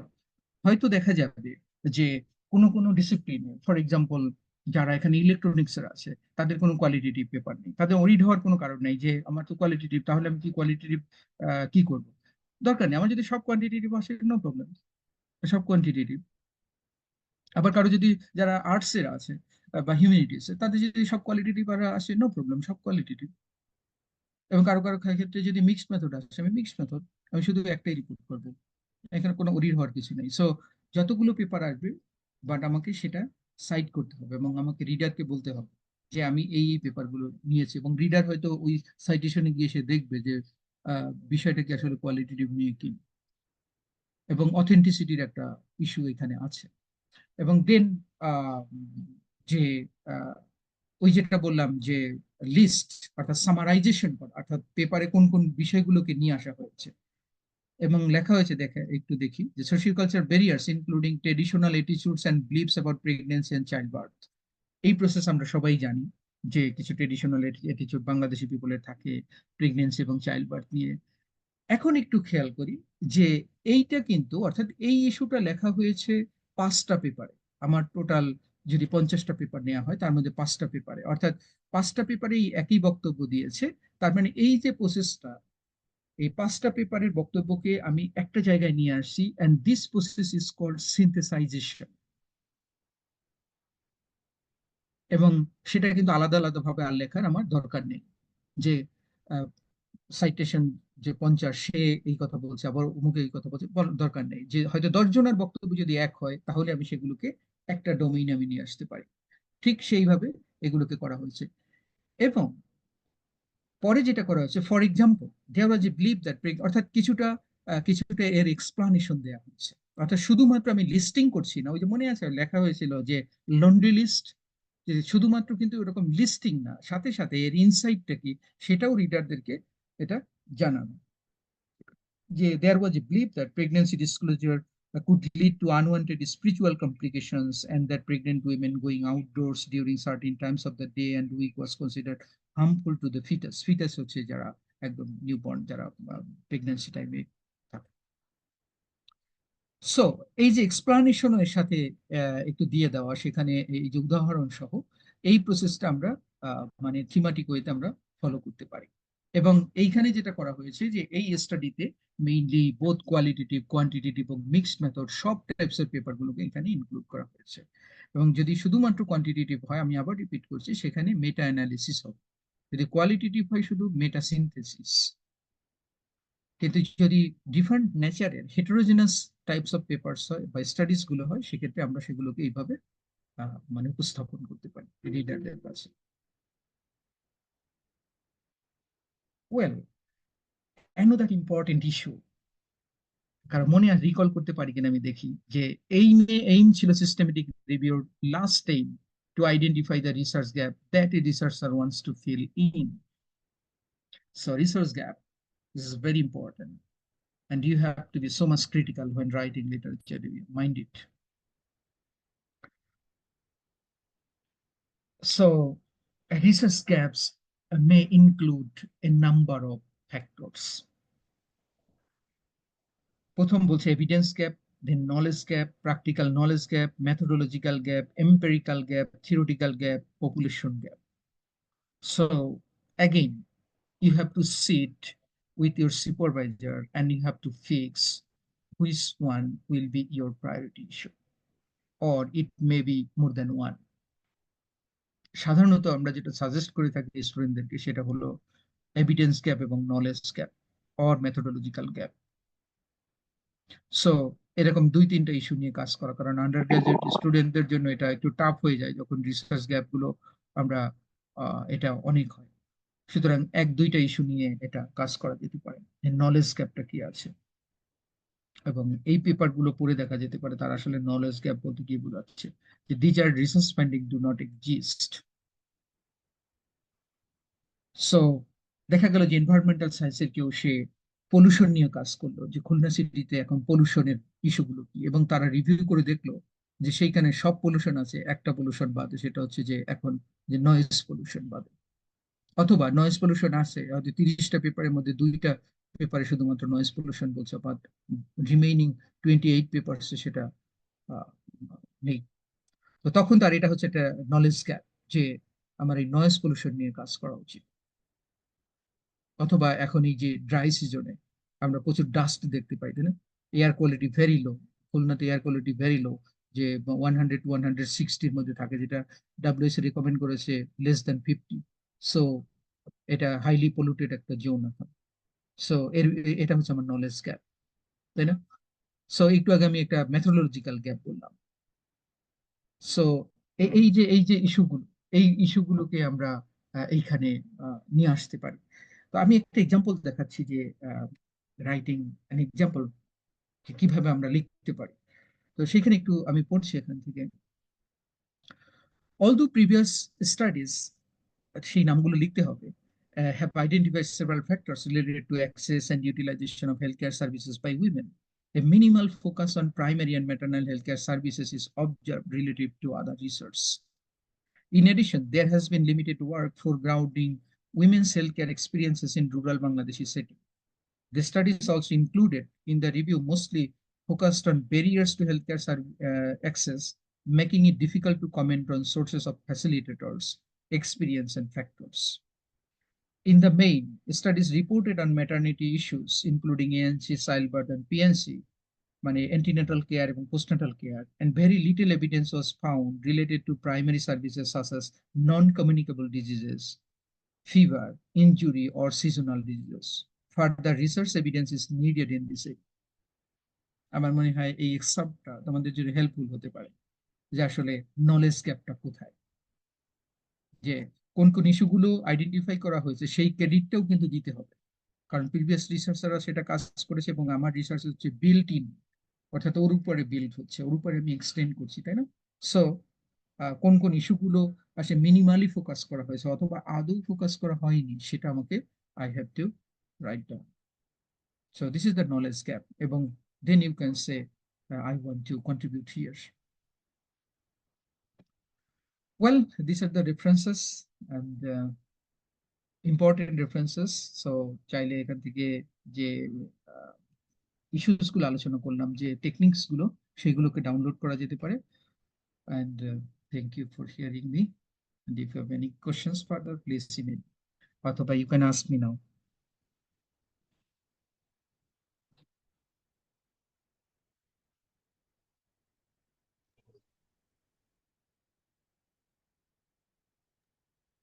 স্যার Moderator, আসসালামু আলাইকুম।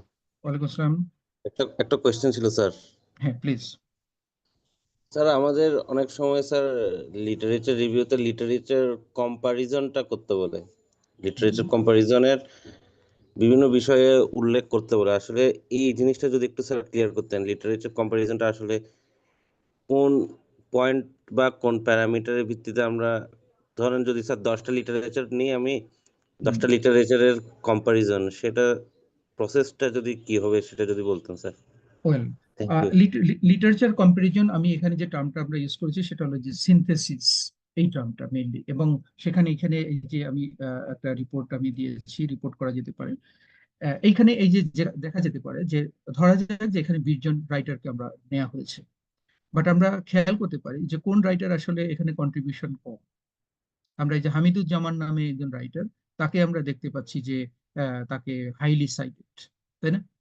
এবং তার ইস্যুস গুলোকে মেইনলি এখানে নেওয়া হয়েছে। সো আমরা এরকম এরকম মানে ফাইল লিস্টিং করে আমরা বলতে পারি যে কোন পেপার গুলো আসলে মেথোডোলজিক্যালি, যেটা বললাম একটু আগে, এই যে অ্যাপ্রাইজাল থেকেও আমরা কিন্তু বলতে পারি যে চক্রবর্তী, খানম এখানে নেওয়া হয়েছে, তাই না? আমরা বলতে পারি যে খানমের যে রিসার্চ সেটা একটু লোয়ার লেভেলের, অথবা এর মেরিট একটু কম, মানে কম্পেয়ার টু চক্রবর্তী। তাই না? এইটা হলো যে মেথোডোলজিক্যাল কম্পারিজন, অথবা তাদের যে রিসার্চ যে কম্পারিজন, সেটাও আমরা এইখানে এর মাধ্যমে আমরা বলতে পারি যে হামিদুজ্জামানের কন্ট্রিবিউশন সবচেয়ে বেশি, এবং সে অনেকগুলো ইস্যুস গুলোকে আইডেন্টিফাই করেছে, যেটা হয়তো আমরা আব্দুল্লাহ অথবা বিশ্বাসের ক্ষেত্রে সেটা আমরা দেখছি না। সো এই যে এই বিষয়গুলোকেও আনা যেতে পারে, এবং দেন ওই যে রিসার্চ গ্যাপে আমরা বলতে পারি যে 10টা আমি লিটারেচার নিলাম, তার মধ্যে হয়তো দেখা গেল যে 3জন তারা হচ্ছে লো কোয়ালিটির, তাদের মেথোডোলজি এবং তাদের রিসার্চ ফাইন্ডিংস, এবং যেখানে যে জায়গাটা একটা ভেকুম অর্থাৎ শর্ট কামিংস তৈরি হতে পারে, যে প্রিভিয়াস যে রিসার্চ গুলো তৈরি করা হয়েছে এই রিসার্চ গুলো আসলে সবগুলো হাই কোয়ালিটির না। সো আমি এখানে কন্ট্রিবিউট করতে চাই। সো এইভাবে আমরা চাইলে আমরা এই যে কম্পারিজন, এই কম্পারিজনের জায়গাগুলো আমরা তৈরি করতে পারি। Is it understood, please? Thank you sir. Thanks. Anyone else, আদাব please? আদাব স্যার। আদাব, হ্যাঁ। স্যার প্রথম যদি জন ওই একটু যদি আহ, প্রচুর পরিমাণে আসলে পেপার থাকে যেগুলো রিলেটেড, যেমন আপনি দেখালেন প্রিজম নাকি একটা চার্ট দেখাইলেন, প্রিজমা। PRISMA, right. প্রিজমা চার্টে আমরা দেখলাম যে প্রথম দেখা যাচ্ছে 3000-এর বা অনেক পেপার, সেখান থেকে মাত্র 37টা আমরা রাখলাম। ওই প্রসেসটা যদি আবার একটু বলতেন স্যার, ওকে, বা এর জন্য কোনো সফটওয়্যারের হেল্প নেওয়া যায় কিনা? Right, thank you. Well, that's good. আমরা যদি একটু ফলো করি, আপনি কি দেখতে পাচ্ছেন ইয়াটা, প্রিজমাটা, ফ্লো চার্টটা জি স্যার, পাচ্ছি দেখতে পাচ্ছেন? এই কার্সারটা দেখতে পাচ্ছেন এখানে? স্যার। এই যে হ্যাঁ, এটা দেখা দেখেন, যাচ্ছে হ্যাঁ। যাচ্ছে ওকে, যাচ্ছে। এখানে একটু দেখেন, বলছে যে records remove before screening, duplicate records remove by EndNote. আমার মানে এন্ড নোট সম্বন্ধে আপনার পরিচিত আছে, এটা জি রেফারেন্স আছে না? সো এন্ড নোটে যখন আপনি আপনার পেপারগুলোকে নিয়ে নিলেন অটোমেটিক ফ্রম ডেটাবেস অথবা নন ডেটাবেস সোর্স থেকে, তখন যেটা এন্ড নোট যেটা আপনাকে লিস্টিং করবে যে ডুপ্লিকেশন আছে কিনা, অর্থাৎ একটা পেপার একাধিকবার এসেছে কিনা। এই যে খেয়াল করেন যে 1903টা ডুপ্লিকেশন রিমুভ করা হয়েছে, অর্থাৎ 3609টা পেপার নেওয়া হয়েছে, তার মধ্যে এতগুলো পেপার এরা ছিল ডুপ্লিকেশন। তার মানে একটা বড় অংশ আপনি সফটওয়্যারের মাধ্যমে কিন্তু এখানে ডুপ্লিকেট মানে রিমুভ করে ফেলুন, জি, ডুপ্লিকেটটা সফটওয়্যার মাধ্যমে। ডুপ্লিকেট। এবং এরপরে যেটা করতে হবে সেটা হলো যে আপনার এইম, রিসার্চ এইম। হ্যাঁ, অনেক সময় অনেক পেপার থাকে যে ওই যেটা বললাম ইনক্লুশন এবং এক্সক্লুশন ক্রাইটেরিয়া অনুসারে অনেক সময় অনেক পেপার আসে না। অনেক সময় যেটা বাংলাদেশ, আমি শুধুমাত্র যদি বাংলাদেশ চাই, অনেক সময় ওরা যেটা করে সেটা হলো যে সাউথ এশিয়াকে ওরা ইনক্লুড করে দেয়, অথবা কিছু ইন্ডিয়ান পেপার আসে, পাকিস্তান বা নেপাল এগুলো আসে। দেন আপনি সেই টাইটেলে গিয়ে অথবা জাস্ট অ্যাবস্ট্রাক্ট করেই আপনি বুঝতে পারলেন যে এগুলো বাংলাদেশের সাথে রিলেটেড না, so I have to remove them. এটা ম্যানুয়ালি করতে হবে। এটা আপনি ম্যানুয়ালি করতে হবে। এবং আরেকটা যেটা এক্সক্লুশন ক্রাইটেরিয়া অনুসারে আপনার যদি এইজ ফিক্স করা থাকে, যেমন আমার ক্ষেত্রে ম্যাটার্নাল হেলথ কেয়ার ইস্যু যেহেতু, সো মহিলাদের রিপ্রোডাক্টিভ স্প্যান হচ্ছে 16 to 49 বাংলাদেশের প্রেক্ষাপটে। সো আমি যদি দেখি যে ম্যাটার্নাল ইস্যু সেটা 49-এর উপরে যেসব উইমেন আছে তাদেরকে নিয়ে ইনক্লুডেড থাকে, এবং এটা কিন্তু আপনার অ্যাপসটাকে আপনি পেয়ে যাবেন, অ্যাপটা করলে পরে বোঝা যাবে। সো আপনি যখনই দেখবেন, অথবা যদি বিলো 16 হয় আমি সেগুলোকে এক্সক্লুড করে দেবো। অথবা নন ম্যাটার্নাল অনেক ইস্যু থাকে, অনেকে রিপ্রোডাক্টিভ এবং ম্যাটার্নাল এই দুটোকে এক করে ফেলে। সো রিপ্রোডাক্টিভ কোনো ইস্যু যদি থাকে আমি সেগুলোকে বাদ দিয়ে দেবো, যে আমি রিপ্রোডাক্টিভ ইস্যু দেখতে চাই না, আমি ম্যাটার্নাল ইস্যু দেখতে চাই। অথবা উইমেন আছে কিন্তু দেখা যাচ্ছে যে যে অ্যাডোলেসেন্টদের নিয়ে পেপার আছে, হ্যাঁ, তো আমি তো অ্যাডোলেসেন্টের ব্যাপারে ইন্টারেস্টেড না, তাই না? সো আমি অ্যাডোলেসেন্ট দেখলে আমি ইস্যুগুলো বাদ দিই। কিন্তু দেখা যায় যে অনেক অ্যাডোলেসেন্টের ইস্যুগুলোতে ওই পেপারের মধ্যে আমার চলে আসে। সো এইরকম আপনাকে পরবর্তীতে ম্যানুয়াল লেবার দিয়ে দেন সেটাকে রিমুভ করতে হবে।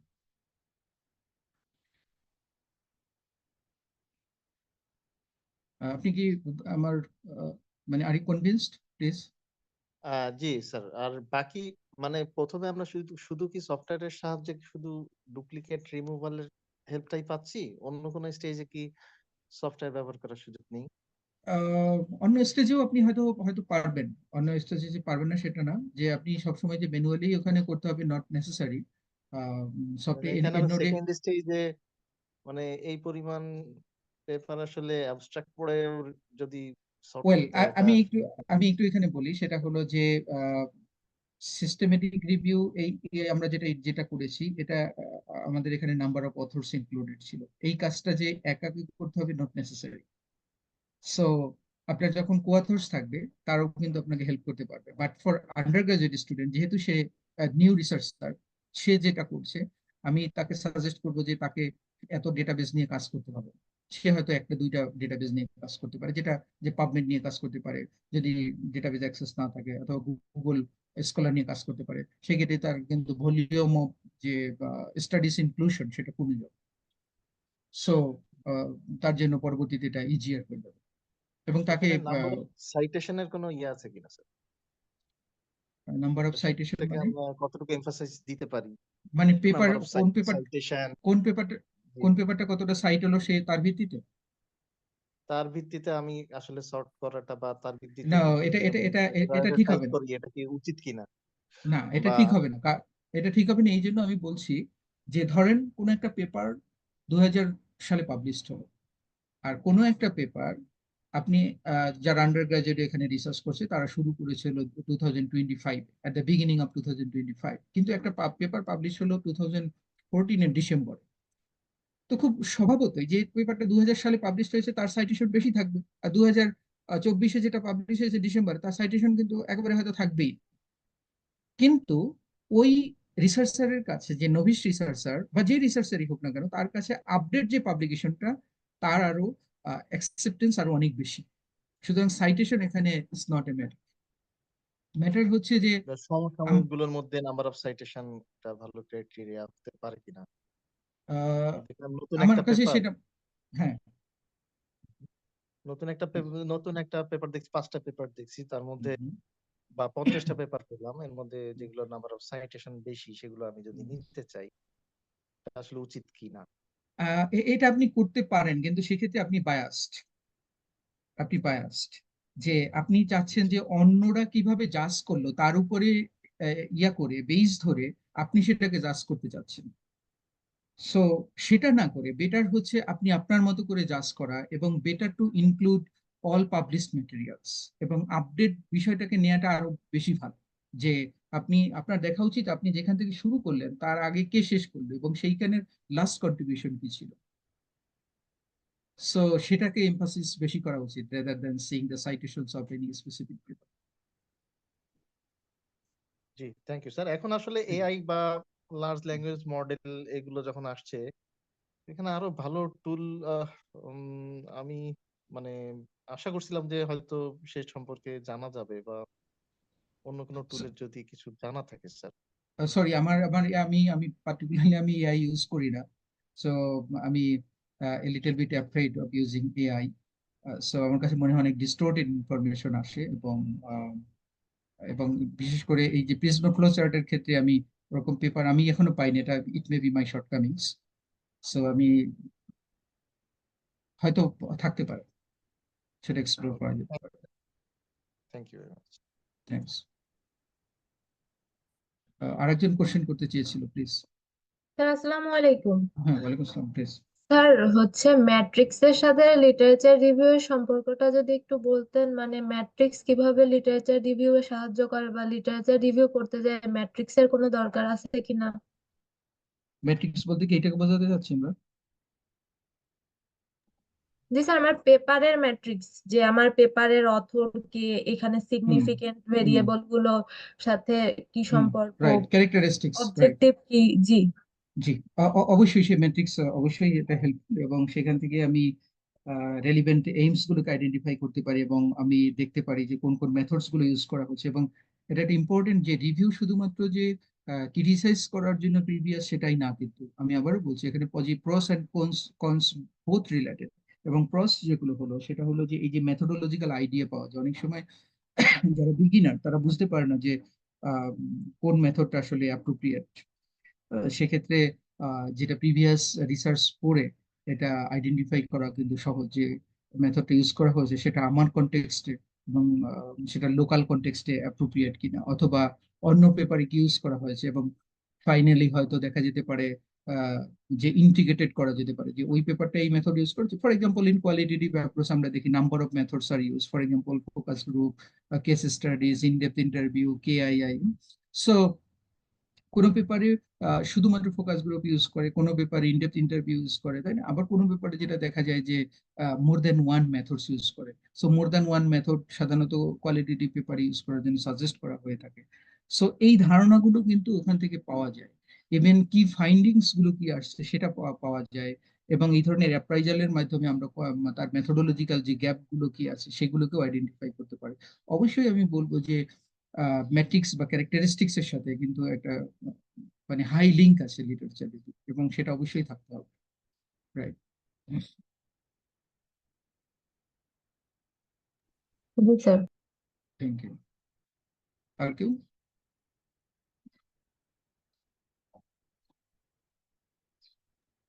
বাকি আর কারো কোনো প্রশ্ন থাকলে স্যারকে জিজ্ঞেস করতে পারেন।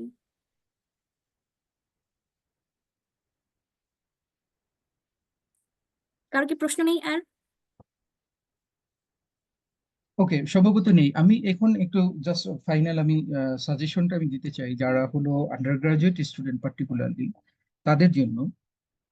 এইখানে হয়তো যেটা দেখা যাবে সিস্টেমেটিক লিটারেচার রিভিউর কিন্তু কিছু লিমিটেশনস আছে।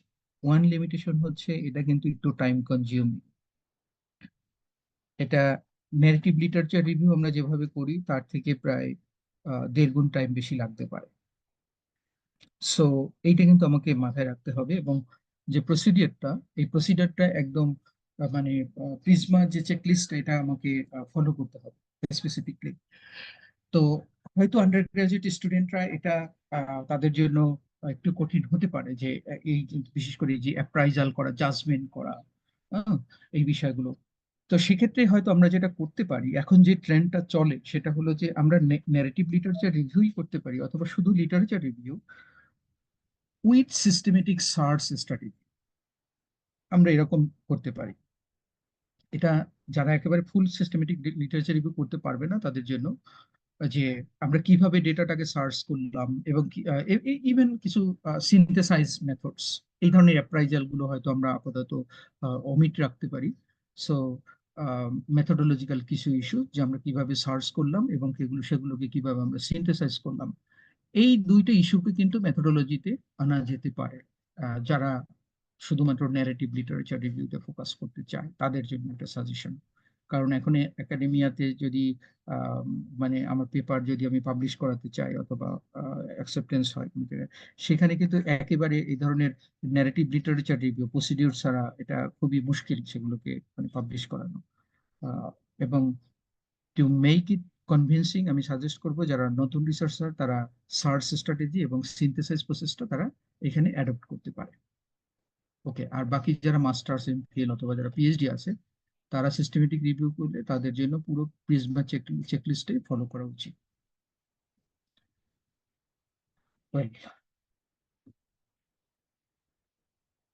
এবং আমার কিছু পাবলিশ পেপার আছে, আমি ওই যে দিয়ে দিয়েছি রেফারেন্স লেটারে, সেগুলোকেও এবং অন্যান্য যেসব পাবলিশ সিস্টেমেটিক রিভিউ আছে সেইগুলোকেও একটু দেখা যেতে পারে যে কিভাবে আসলে সিস্টেমেটিক রিভিউটা হয়ে থাকে, এবং বারবার পড়লে পর একটা আইডিয়া গ্রো করবে। এবং আমি অনেকেই দেখেছি আমার স্টুডেন্টরা আমার পেপার পড়ে তারা আবার সেই সিস্টেমেটিক রিভিউ পাবলিশ করেছে, এরকম আমি অনেকেই দেখেছি। সো এটা আসলে কোনো মানে কঠিন কোনো কাজ না। এটা আমাদের কাছে, আমার কাছে যেটা মনে হয় যে আমাদের এই কালচারটা একাডেমিয়াতে এখন শুরু হয়নি, তাই আমাদের কাছে অনেকের কাছে মনে হচ্ছে যে এটা খুব মানে কঠিন একটা বিষয়। এই যে কঠিন বিষয় আমরা আবার কেন করতে যাব, খুব সহজে যদি আমি পাশ করতে যাই, ন্যারেটিভ লিটারেচার রিভিউ করে যাই, তাহলে আমি সিস্টেমেটিক লিটারেচার রিভিউতে কেন যাব? এই কোশ্চেনটাও আবার অনেকের মধ্যে থাকে। কিন্তু যদি আমি কাজ শিখতে যাই এবং পরবর্তীতে যদি আমি আমি ইমপ্রুভ করতে যাই, আমি বলবো যে সিস্টেমেটিক লিটারেচার রিভিউর বাইরে কোনো আসলে করলে সেটা অতটা অ্যাকসেপ্টেন্স হবে না। এবং মানে পিএইচডি লেভেলে তো অবশ্যই এই প্রসিডিওর গুলো হয়তো পুরোপুরি না ফলো করলেও মানে কিছুটা ওয়ের মধ্যে আসতেই হবে এখন। ওকে, থ্যাংক ইউ। স্যার আপনাকে অনেক ধন্যবাদ অসাধারণ একটি সেশন পরিচালনা করার জন্য। আজকে সেশনটা অনেক ইন্টারেক্টিভ ছিল এবং আমরা সিস্টেমেটিক লিটারেচার রিভিউ নিয়ে অনেক কিছু শিখতে পেরেছি। আমাদের পার্টিসিপেন্টদেরকেও অনেক ধন্যবাদ তাদের একটি পার্টিসিপেশনের জন্য। এরপরে পরবর্তী সব আপডেট পেতে মেইল চেক করবেন এবং আমাদের অফিসিয়াল ফেসবুক পেজে আপডেট দেওয়া হবে। ধন্যবাদ সবাইকে। Thank you. Thank you for inviting me.